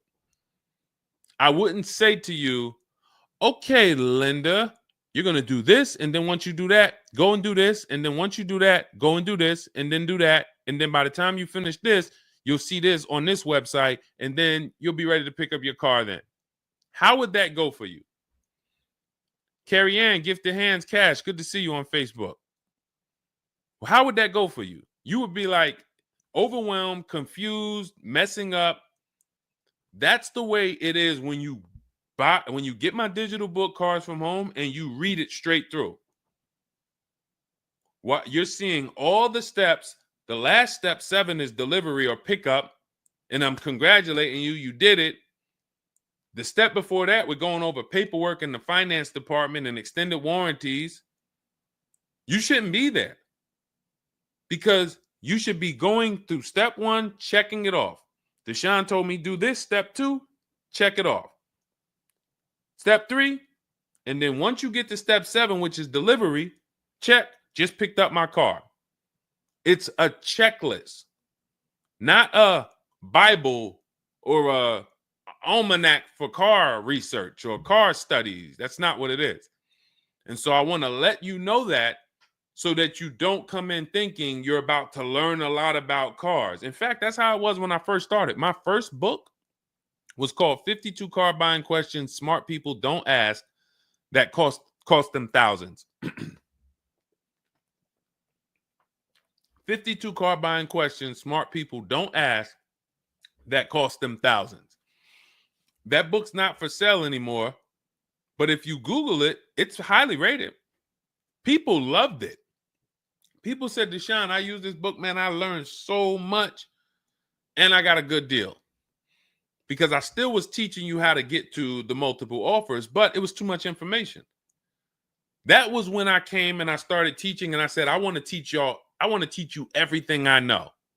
No, the way my book now is, Cars from Home, 7 Steps to Saving Time, Money, and Avoiding Dealerships, is to get you right from where you're at to your car. 90 minutes, 2 hours from home. Boom, boom. Little small exercises here, 10 minutes here, 5 minutes there. Boom. All right, I'm picking up my car. So that's why we have the success stories that we have, because of the fact that it's a focused step-by-step book. Okay? So you can get your copy in my TikTok bio, my Instagram bio, the YouTube comments, or the Facebook comments. It's 75% off. That's the welcome offer. It's normally $97, but you can get yours for $24 as long as you get to my bio and Instagram, TikTok, or the YouTube comments or the Facebook comments before that 2 hours expires. This is Brian, just got his first ever lease using the book. Thank you, Brian. 2025 Honda HRV, $30,000 car, $395 a month. That's a 1.2% ratio. No money down. Initial quotes from that dealer was $434, and he used the counter offer calculator and got it down to $395. So that's his best offer, not to be confused with his only offer. That's his best offer that went from $434 down to whatever he ended up paying to get it to 1.2%. So that is how you want to do it. Step by step, go grab your book. Make sure when you get your book, screenshot the thank you page, because my support team's email is on there. Sometimes you're typing fast, you misspell your email, but as soon as you actually pay the $24 and get your book, you'll see the book is on the thank you page. So you can click that link, open it, save it. Make sure you save that link, because every time I update the book, that link is your master link, and I also email you a copy. Okay, and then you'll have everything we teach step by step to get as many cars as you want. You'll see, you'll be like Sheree, you'll be like Zafrina, 2 and 3 and 4 cars. Rosalie, 4 cars. Ken, we talked about. Trey, we talked about earlier, 3 cars. These people have been with us since 2021 and 2022. So if you're new here, you got people that's already 3, 4 cars up on you using what we use. And, catch up. All right, go ahead, Dolan. I saw we got a couple more from Carrie Ann. We got Linda March. Following your book to secure a lease, how do I get it? Oh, that's what we just answered. We already answered that one from IDK. I saw you grabbed it, but I answered it before you grabbed it. Carrie Ann Gifted Hands. Evening. Okay. Can a dealership... I'm sorry. I'm having trouble reading. I'm going to have tea on these broadcasts, because can a dealership take your newly purchased vehicle to a private mechanic without telling you? Actual dealership, because he refused to pay the money to get it fixed. Can a dealership take your newly purchased car? So if they're taking it to a private mechanic, then it most likely does not have a manufacturer warranty, because if it had a manufacturer warranty, for example, Kia has a 10-year manufacturer warranty, bumper-to-bumper warranty. I think it's 10-year bumper-to-bumper. But when the manufacturer puts a warranty on a car, dealerships don't really want to take it anywhere, because the manufacturer is covering the cost. They're covering the cost of the parts. They're paying the dealership for the labor. So it sounds to me like you got a pre-owned car and it was newly purchased to you, but it doesn't have a warranty. So they may have offered you some form of warranty. Maybe they put something in writing, and whenever you buy a car, you should have something in writing on the buyer's order. This is why we have a whole step in my book for paperwork and protection. That's step 6, because you need to have certain things in writing before you actually take delivery or pick up. But it sounds like they probably had an in-house warranty, like, hey, if you come back, you got 30 days or 3,000 miles, or you got 90 days, and if anything goes wrong, just come on, bring it back. And now you brought it back because you had an issue,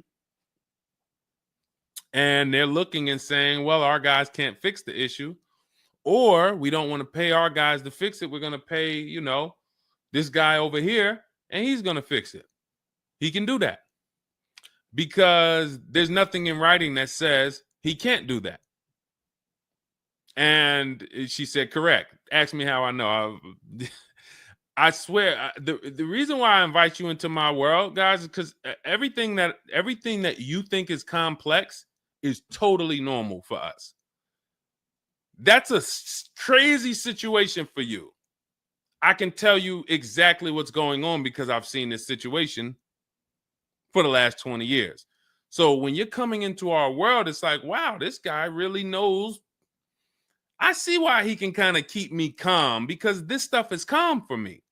That's where I want you. It's like being with somebody and you're going into a scary situation, but they've been here 200 times.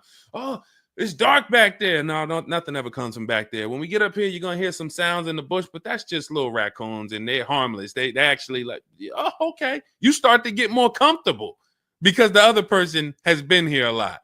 So there's nothing in writing that says he can't do that. But if it is in writing that he needs to fix the issue, that's really all you care about. What's really in writing is you need to fix this. How you fix it and who you get to fix it, that's your internal business. If you want to take it and outsource it to another mechanic because your mechanic can't figure it out, that's fine. Some dealers have a relationship with a dealer up the road. So if, a used car dealer might take it to a Subaru dealer if it's a Subaru, and they might, but their thing is they need to get it fixed because they're obligated. You said just purchased it, went back into the shop 2 weeks later, still did not have it back. Exactly. So they're going to try to do everything possible to get it fixed. And that may include taking it to someone who they think can fix it. Now, I assume, are your payments due? Did you start a loan? Because this is different if you have a loan and you have my car and I have a payment due in 2 weeks or 3 weeks or 1 week. And if my payment is due, then I'm going to actually wait probably 1 month. And if I don't have anything in writing of when I'm getting this car back, then I'm going to make a police report. And because now I'm getting ready to either unravel this deal, you got to give me a car. I need to, and watch this. Why the police report? It's to document what's happening. First of all, people don't like to see police pull up to their, it's leased. It's a brand new car.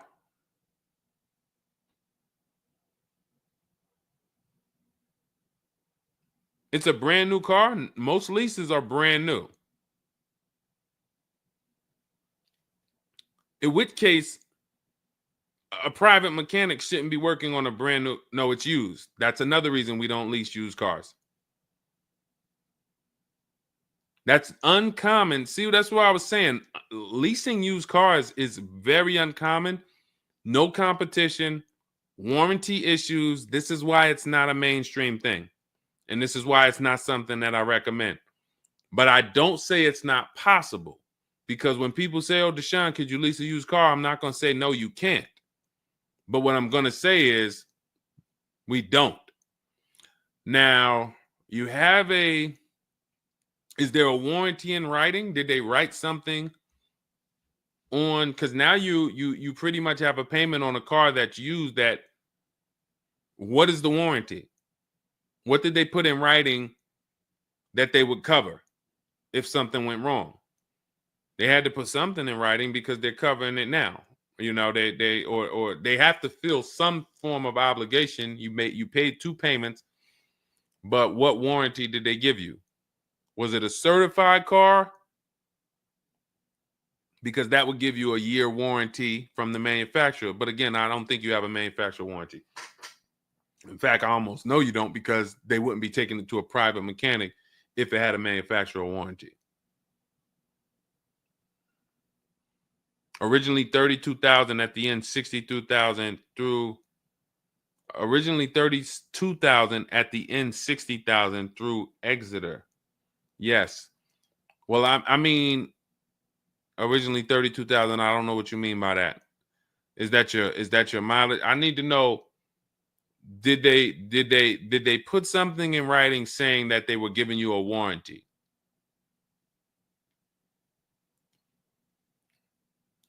We'll try to work through this,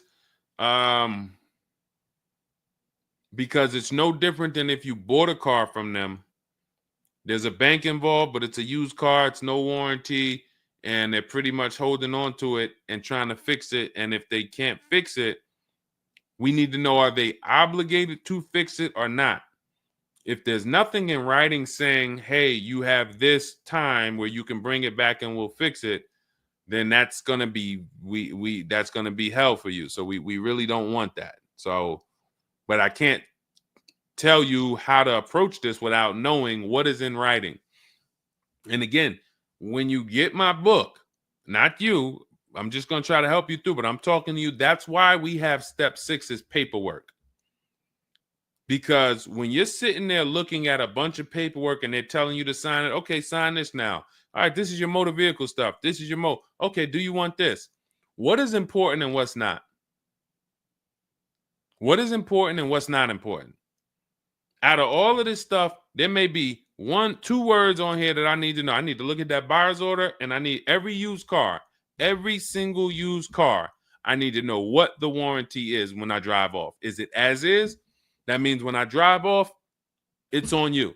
If the axle falls out on the highway 5 miles from here, you just signed an as is deal. Buyer beware, it's on you. Is it 30 days, 1,000 miles? Who's going to do the work? Is it from the manufacturer? Is it from this dealership? Where can I go and use this at? You got to come back here. Do I have to go? Is this a nationwide warranty? I need to know what is covered on this paperwork so that I don't end up in a situation that we're trying to get out of right now. The warranty is through portfolio protection.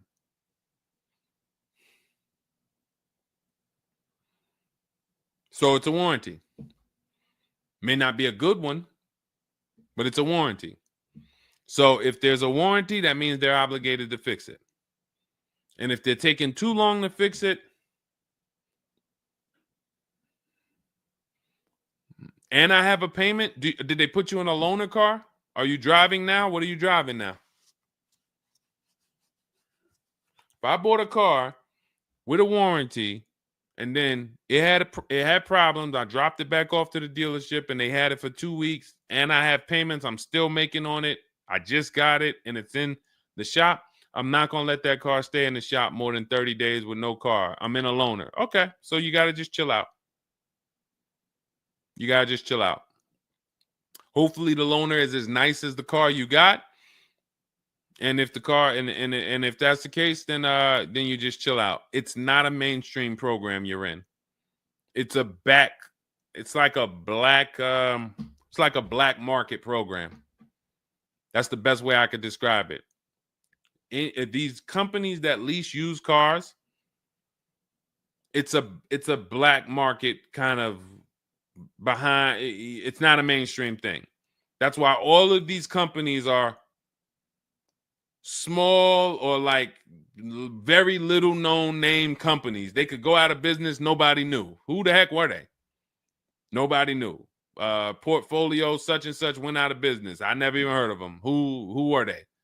Because they operate in the black market back there. So the general manager refused to pay the $4,300 for the corrosion on an important part. Again, what's your payment on the car? I just want to, I think this is a valuable lesson. They've had my van since from June 19th. Oh, they've had the van for that long? And you've been in the loaner?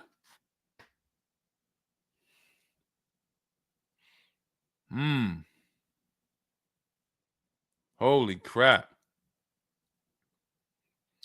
All right, what do I do from you? What's your payment on the car?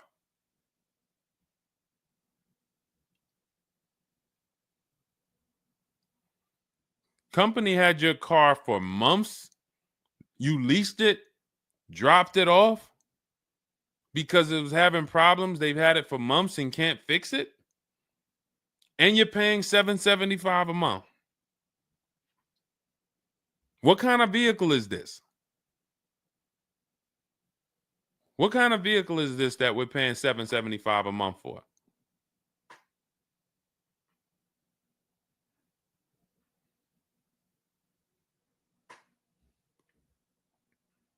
I just want to give you some time to type. I mean, I like to try to give you I like to try to give you a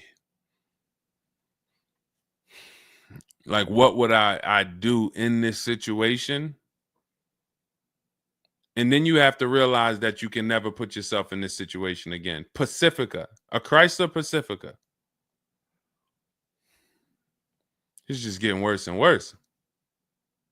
$775. Do you know what you could be driving for $775? See, the used car leases. Why the used car leases? They don't even make financial. It's not even like a huge financial win. If you'd have told me I'm driving a Chrysler Pacifica and it's $300 a month, $250 a month, then I'd said, okay, well, maybe they're giving you a stupid deal. But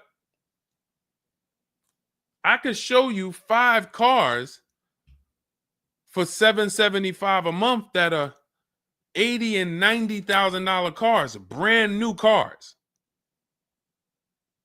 I'm sorry, for $775 a month, I can show you $775, $60,000 cars, $55,000 to $65,000 cars, no money down. I also traded in a Buick and they gave me $2,000 for that. Listen, dear. All right. They want to keep you in the car. God, how can you get out of this car? Oh man. And just so you know, some situations you can't get out of. So it's not like there's always a way out. There are some situations. That's why the reason why I want you to have my book, 7 Steps, Cars from Home, 5-star rated, Google it. The reason why is because you're not going to, once you sign that paperwork, it's not as easy as you've been taught to just get out of it. If it's a bad deal, if it's an overpayment, you go switch your car, it doesn't mean you got out of that deal. You just got out of that car. You rolled over the negative equity to this deal. Car deals are like, once you sign them, the damage is done. And then it's about, all right, what's the best way to get out where I lose the least amount of money on this deal? But I'm going to lose. Negative equity, it's going to be there. So it's much better to arm yourself beforehand than to say, all right, I'm in this situation now. How do I get out of it? Because some situations can't be gotten out of. People used to walk into the dealership, they got 15,000 of negative equity. Oh man, you can't get me in nothing. Can't get you in nothing. Oh, when I put you at this car, you see this car, you like it, right? Yeah, man, I like that. All right, I got you the $450 a month on that car. That's a good payment. Absolutely, man. Come on, I'll take that right now. Okay, now let's bring your $14,000 of negative equity over. Yet $450 a month. That goes up to now $700 a month. Oh man, shoot, man, yeah, nah, that I can't even afford that. But hey, here's the bad part. Even if you could afford it, the bank's not going to approve it. So it doesn't matter if you could afford it because the bank's not going to approve it. So you cannot get out of that car. So that's why you arm yourself now. That's why I'm telling you, before you need a car, before you go sign the paperwork, make sure that you are armed with the right information. So now, if in this particular case, and you have a cosigner, you put a cosigner on here, told us to wait 6 months, and then we can switch owner names and info. Every time I think this can't get worse, you make another comment, and it just gets worse and worse. They called me in yesterday to pick it up, and the same problems were present.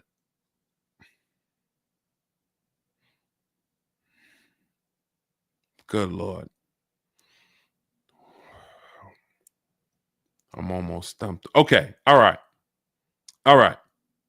You need to find out how many miles are on this car? How many miles are on this car? This is not a good situation. So that's why it's harder. And what I'm about to tell you, it might not even work. You may just be stuck in it. I'm trying to see if we can slice it any way possible to give you some form of solution. But if they keep giving you the car back, same issues, 60,000 miles on the car. Okay, so what I would do is I'm gonna call and get the payoff. It's gonna be low. I mean, it's gonna be high. Call and get the payoff because your payment $775. I'm trying to see if you can sell your way out of it. Can you do a lemon law on a used car?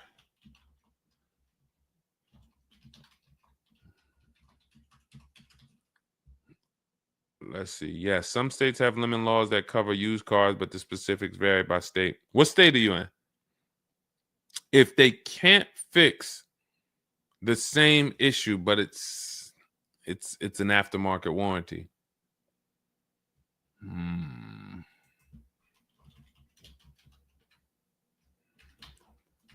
What state are you in?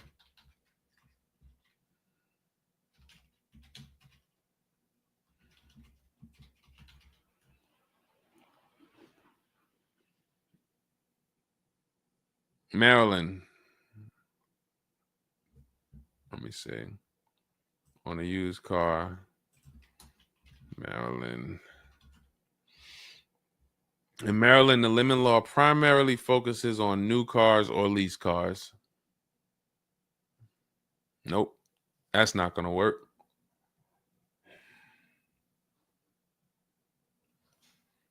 Jeez. I'm gonna be real with you. You could shoot me an email. I don't know if you can get out of this. You know, a contract is binding. You signed a contract. And let me tell you this. I don't know if you can get out of this without losing. You could just stop paying the car, have a repo on your credit. A lot of people will do that. I'm going to drop this car off, take your car back, voluntary repo, credits tore up. Not a good solution. It's going to cripple you from moving forward with cars. It's going to make it hard for you to get your next car. And then when you get a car, it's going to make that deal is going to be bad. Geez, how long is the lease? So this is just for those of you who are just joining us. We have this young lady got she leased a used car. Don't do this. And again, I'd like you to email me. Maybe I'll think of something that will come up as a solution. But you know, I trust you're gonna learn from this. It sucks. It's a horrible situation, and it's evidence of how bad certain bad structures can be. Because and again, I know some of you who've joined me for a long time, you may be used to, well, Deshone has a solution for everything. Not everything. There's times where you are too buried, and the only thing that will heal the wounds is time. That's the only thing. The deal is done. You have to pay down the deal. And then in a year, 2 years, you might be able you might be able to make a move, but you have to suck it up, bite the bullet, and we might be able to lean on them to get the car fixed. 78 payments. How? You said you leased it. This is a loan then. This isn't a lease then. 78 payments. You're in an 80-month loan on a Chrysler Pacifica paying $775 a month. It's not a lease, that's a loan, and it's 8 years that it's 7 years. 7-year loan.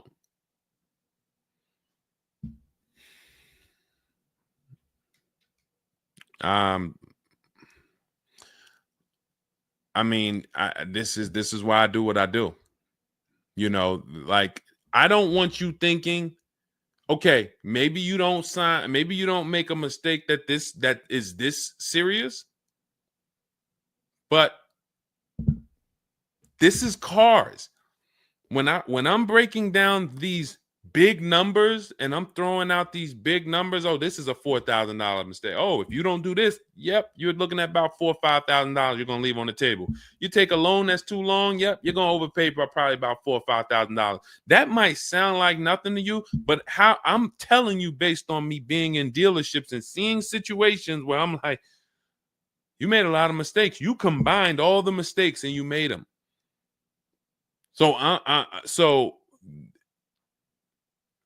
I mean, I'm just Jesus. So you're in an 80-month loan, not a lease, and you have $775 a month to pay.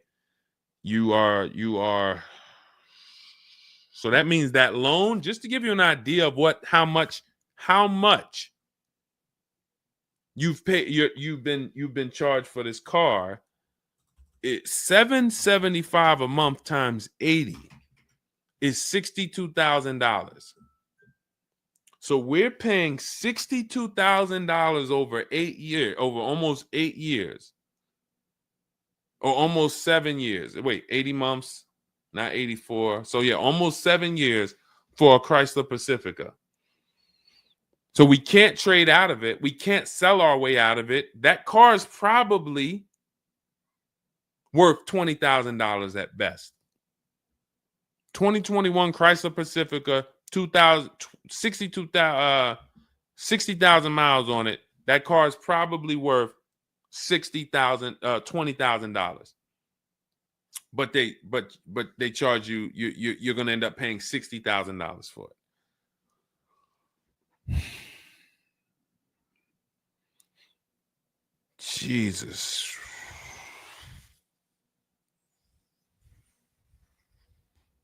Most people will let the car go. Most people will let the car go. I don't. If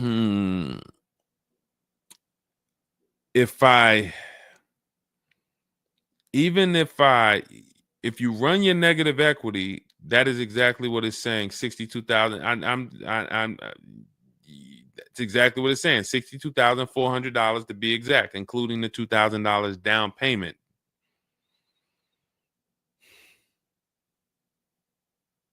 What's the name of this company that you did business with? My friend will not let that fly. That is one of the worst car transactions that I've ever seen anyone in. And your friend is on the deal with you as a co-signer. This is level 10 out of 10 bad. Rich Morton Mazda. Do you know what your credit score was roundabout when you made this deal? Rich Morton Mazda in Maryland. Everyone remember that name. Rich Morton Mazda in Maryland. Stay away from them. This is one of the worst deals I've ever seen. She is the main person they told me I could not sign the papers.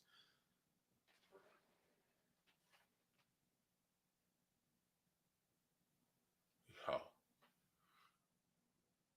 We wouldn't be friends anymore. Now,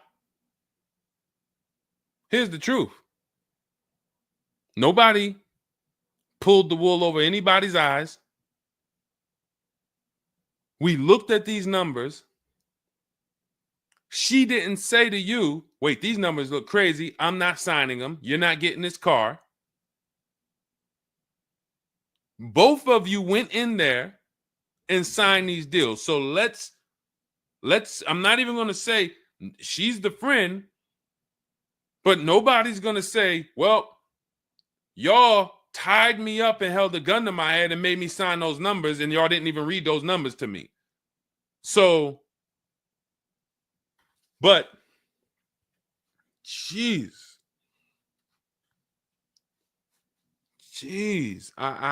this, you're buried. You are buried in this car. The only way, and what's crazy is, even if you voluntarily let it go, you ruin your friend's credit.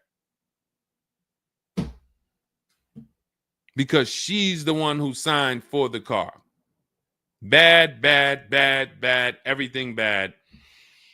I wish there was a silver lining that I could think of. What I would do is I would find, you need to find out how upside down you are. You need to go on CarMax, write down these 6 sites, write down these 6 websites. You need to go on CarMax, Driveway, Kelly's Blue Book, Cash Offer, Auto Nation, Carvana, Car Gurus, Cash Offer. And you need to see what that car is worth. Let's say they say the highest offer is $25,000. $25,000. The total of your payments is not what you owe. That's what you would have paid after 7 years. You need to call the bank and you need to get the payoff. That is what you do tomorrow morning. You go on those websites tonight or today. You find out what this Chrysler Pacifica is worth. And then you call the bank tomorrow or the next or whenever, and you get the payoff. And you need to know what that gap is. If that gap is $25,000, then I am trying to get out of that car, and it might not be this year. It might not be this year, but I need to right now. I would go into an electric car lease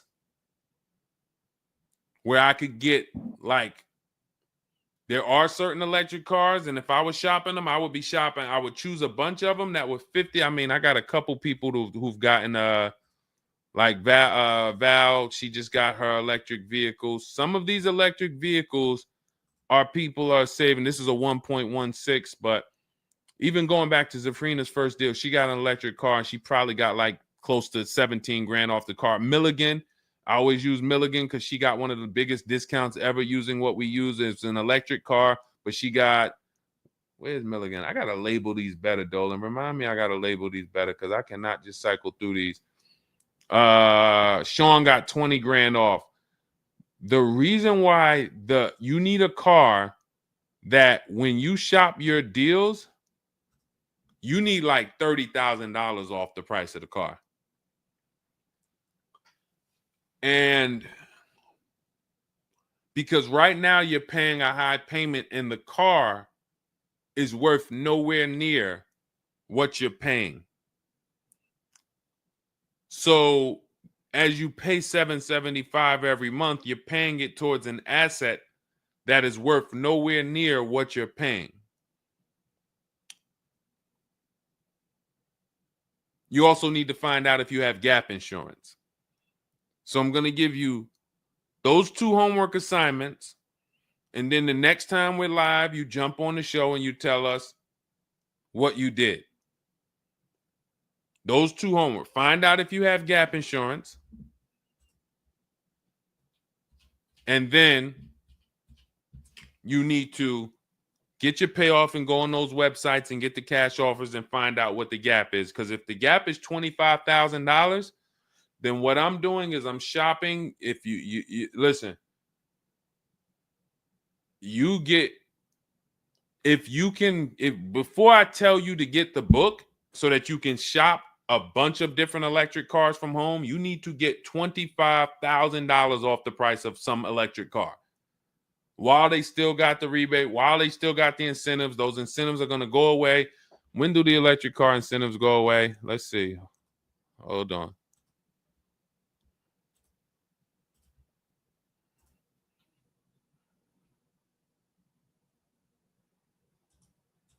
Hold on.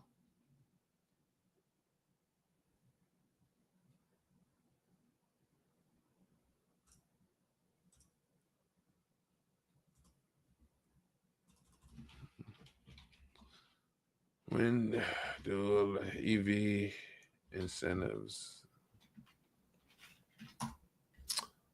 I'm going to tell you, you're probably going to see, we're not talking about tax credits. You're probably going to see huge electric vehicle incentives for the extended future because they're still building them and not many people want them right now. So you need to get like $25,000 off the price of some car or more. Like I said, with Milligan, she got she got almost 27,000 off. And then you would roll that over into a new car and you would lease it. And your payment's going to be high, but you're going to be in a good car. So if you lease a car and you end up with after you knock off that 25, 30, $30,000, and I would be just shopping multiple electric vehicle leases using our system. Again, at this point, you're either going to listen to me or you're not. So, I mean, I'm just going to assume you are. And you would just run multiple electric cars through our 25-to-5 system and see, all right, how much could I get off that one? Oh, they're saving me 15 grand. Nah, that's not enough. All right, let me go pick this Kia SUV. All right, how much can I get off that? Oh, 17 grand. Nope, nah, that's not enough. Oh, let me pick this one. Oh, they're giving me 22 off. All right, that's better. Let me see if I switch this car over to that, how much they would give me. And you're trying to get out of that car, but you cannot bring all of that negative equity over unless you already knock down this new car by $20,000 or $25,000 because the bank is not going to approve it. So you need something that you can save that kind of money off of and then come over to a lease and then, all right, forget about lowering your payment right now. You could lower your payment right now. You need to get out of that car into a better car for the same payment or similar payment. You're not lowering your payment. Only way you're going to lower your payment is to get rid of the car, ruin your friend's credit. But Once you do that exercise, let me know where the gap is. Next time you see me live, jump on. Hey, Deshone, I did it. The gap is like $22,000. Or the gap is $30,000. If the gap's 30, then we got to see what we do there. But the long-term plan is I need to get out of this and I need to get into an electric vehicle that I can lease for 3 years so that I can bury all that negative equity into this car. And what it's going to be is it'll be like, all right, I'll knock 25 grand off the price. Normally my payment would be stupid low, like $250 a month, because I just knocked 25 grand off this, but I'm actually just putting the 25 grand from this Pacifica back on there. So it's still going to be around 700-800, but I'm driving a brand new car. And then once my 3-year lease is up, I can actually be done with this versus being in this for 78 more months. All right. So next time I'm live, jump on and, tell me you did the homework and we can see if we can actually, try to get you to some form or fashion of some type of end. Yeah, I'm not a fan of the electric car. Can't help you. Can't help you. I appreciate you being on here, but you should have not been a fan of this. How are we in a 2020? This is the part where we have to realize you have your friend tied to this car. And I'm telling you what you may be able to do to get her out of this situation and get out of this Chrysler Pacifica. That is a car that is worth $20,000 that you have a loan on of $55,000+. And you're like, I don't like this electric car. I'm not a fan of it. I'm telling you, there's tons of them out there. We should not even have our friend on this deal. So be a quality friend.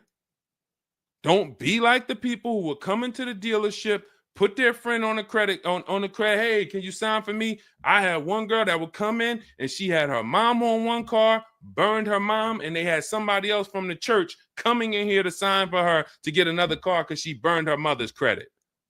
Didn't care about nobody. Do not be that person. You have someone tied. Your friend was nice enough to be on this horrible, terrible deal with you. Now you need to do something to show her you are trying to get her out of this deal, regardless of how you feel about the car, because you should be feeling terrible about the Chrysler Pacifica that you're in that we have an 80-month loan on. She is the one who put us in this situation and we are trying to go the best route. So how are you in the deal? Does the lease go from the day you got it to the anniversary day? It goes usually 3 years. How are you in the deal? When you're saying your friend is the one that put you in the situation,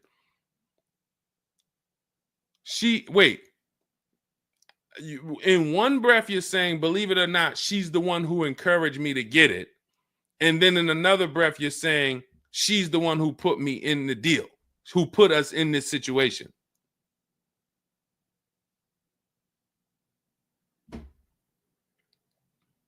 I don't care who put you in the situation. It's a horrible situation. So if you want, that is the only solution, and it may not even work. So let me just be clear.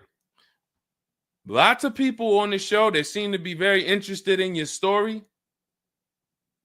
This is a very interesting story. There's not many times I had to jump on this show and hear something where I'm like, you're probably not going to end up with another car.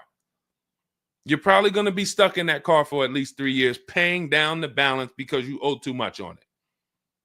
And maybe you can lean on them to fix it, but there's no lemon law, so it's not like you can actually put it through a lemon law. So you might just be giving it back to them to fix, giving it back to them to fix. But you're in the loaner and your friend's on the paperwork. So that tells me the car was for you. It wasn't for your friend. So your friend signed for the car knowingly, may have encouraged you to get the car. Yeah, girl, I'll do it. Listen, I want to see you win. Look. Maybe didn't know what she was signing, didn't understand. All right, you're $775 a month. Can you afford that? Okay, yeah, I could afford that. Okay, perfect. All right, I'm going to sign for it. Didn't realize maybe it was for 7 years. and didn't realize that, oh, shoot, you're going to be paying 60 grand for this car, and didn't know, oh, this car is going to be in the shop, but it's your car because you're the one in the loaner. It's not her car. She's not in a loaner. So there's only one potential solution where you could even think about getting out of this car, because no one can get you out of a car that you're $30,000 buried in. There's no bank. You could have a 900 credit score, never missed a payment in your life. No bank is going to approve taking $30,000 from this Chrysler and putting it onto whatever new car you decide you want. You need to get a huge discount off of some car. There's no car that's going to give you $30,000 off or $25,000 off except an electric vehicle. So if I'm telling you something that may not even work, but it's your only route, that's all you got.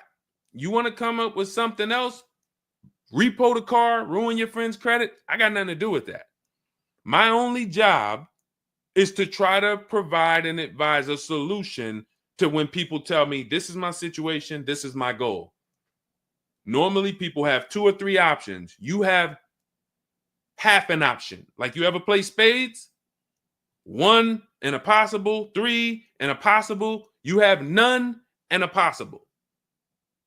The possible might not walk. But I'm telling you, do this exercise, and then we can see if that possible will walk. If it doesn't, you got no books. You stay in the car, and that's your only option. It's a bad situation. One of the worst I've ever seen. And I'm not saying that to beat you up. I'm saying that so you realize the severity of the transaction. So if I have to bite this bullet and I got to pay this car for the next 2 years, 3 years, it's because I'm in a bad situation. And then when I pay down this car, maybe I can make a different move in 2 years. And then I'll be much wiser before I make my moves, so that I never end up in this situation again. Okay? So for everybody who joined, this was great. Again, my goal is to keep you from ever making mistakes. Every mistake you make on a car transaction costs you thousands of dollars. There is no the least expensive mistake you could make is getting gap insurance when you didn't need it. Getting gap insurance when you didn't need it, you just paid probably $400 or $500. You didn't need it. All right, you lost $400 or $500. That's the least expensive mistake you can make on a car. Everything else is thousands of dollars, $2,000 mistakes, $5,000 mistakes, and more. So you can avoid every mistake by having a step-by-step checklist. If it's in Deshone's book, I do it. If it's not in his digital book, I don't do it. So there's no way I'm going to make a mistake. That's okay, TJ girl. We'll be back tomorrow. If I'm giving you a checklist, check, do this, check, check. You're doing everything I say do. There's no room for a mistake. You're not following an almanac. You're following a checklist. That's why my book is called Cars from Home, 7 Steps to Saving Time, Money, and Avoiding Dealerships. Step 1 through 7, check them off. You do car transactions mistake-free. You don't miss any money with your financing. You don't buy bad cars. You don't do anything that you're like, oh, was this good? No, it's a checklist. So normally it's $97. It's a digital book. So you can have it in your inbox in about 5 minutes, and you'll get it for 75% off as part of our welcome offer in my TikTok bio, Instagram bio, Facebook comments, or the YouTube comments. There's a link there. Just get there before that 2-hour countdown expires. Once it expires, it goes back up to $97, which is still worth every penny. You spend $700 on a home inspection. Why do you spend $700 on a home inspection when you might not even buy the home? Inspector might come back and say to you, you know what? Hey, listen, I got the report for you. Just so you know, that roof needs replacing. Those boards, the electrical system in the back, there's a lot of stuff that's not up to code. And then in the basement, you got some water coming in through the foundation there. Listen, house needs a lot of work. Here you go, $700. You and your family might not buy that house. Do you say to yourself, man, I wasted that $700, man, we could have kept our $700? No. You say to yourself, man, I'm glad we got that home inspection, man. We would have been in trouble. So this is how we approach cars. This is how people who I show you throughout the stream approach cars when they're working with cars from home.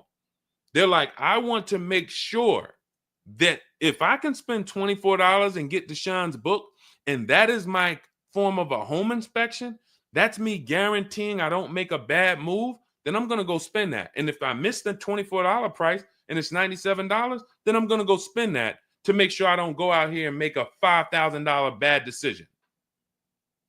That's what we hold ourselves to. Thank you, Stephen Nash. Good to see you. So go grab your copy before the countdown expires. Get it for $24 instead of $97. It's in my TikTok bio, Instagram bio, YouTube comments, or the Facebook comments. And then use that step-by-step. New cars, everything is in there for you to shop empowered, mistake-free, for you to be the prize. You deserve to be the prize.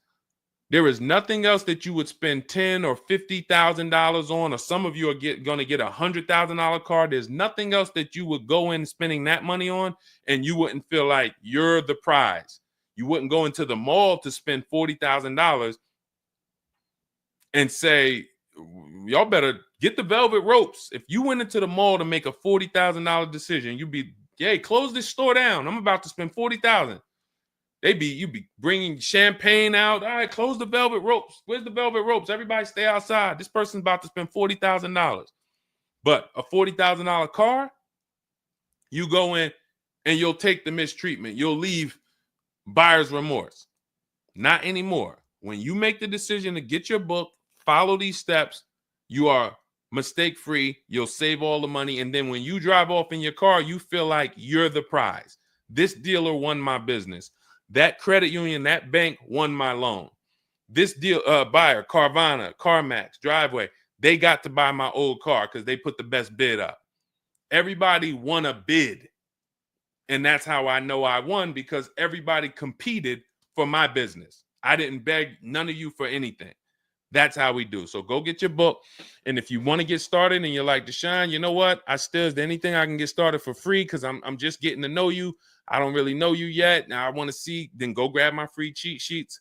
Dolan will put a link in the comments for you guys. It's Deshone's cheat sheets. It's also in my TikTok bio, my Instagram bio. And you can see what we give to people who want free advice to get you started. But if you're like, no, give me the blueprint. Give me the bang, bang, step-by-step, start to finish. That's my digital book. Go get it. And carry in gifted hands. Please check back in with us. Let me know when you do that exercise how big that gap is between what the Pacifica is worth and what the cash offers will buy. Well, we'll pay for it. And then hopefully you can get to some solution. So I appreciate you sharing the story. I appreciate you being forthcoming, and certainly we'll wait to hear from you.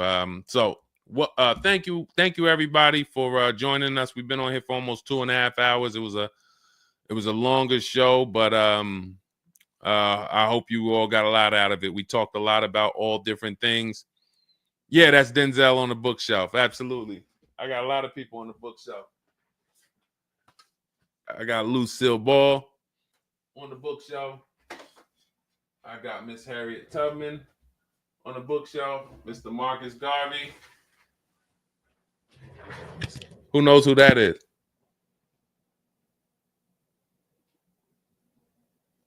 That's the great one.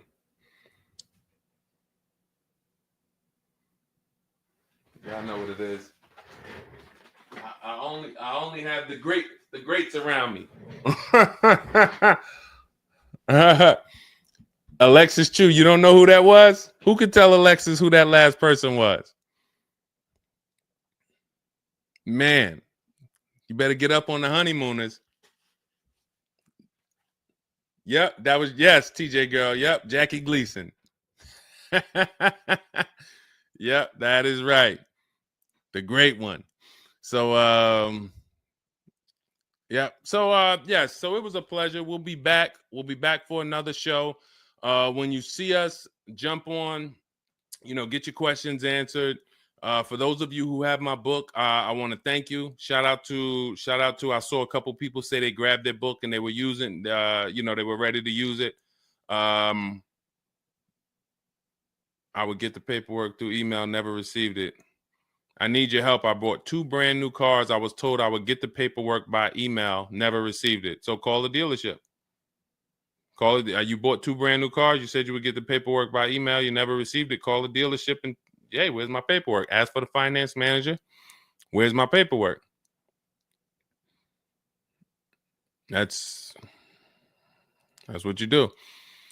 All right. So all right, I'll let everybody go. I'm tired. I can't even get myself together. This is, I'm gonna jump off and we'll be back. We'll be back for another show. Make sure you get your book in my TikTok bio, Instagram bio, the comments, or the Facebook comments or the YouTube comments, and I'll see y'all on another show. All right. God bless you.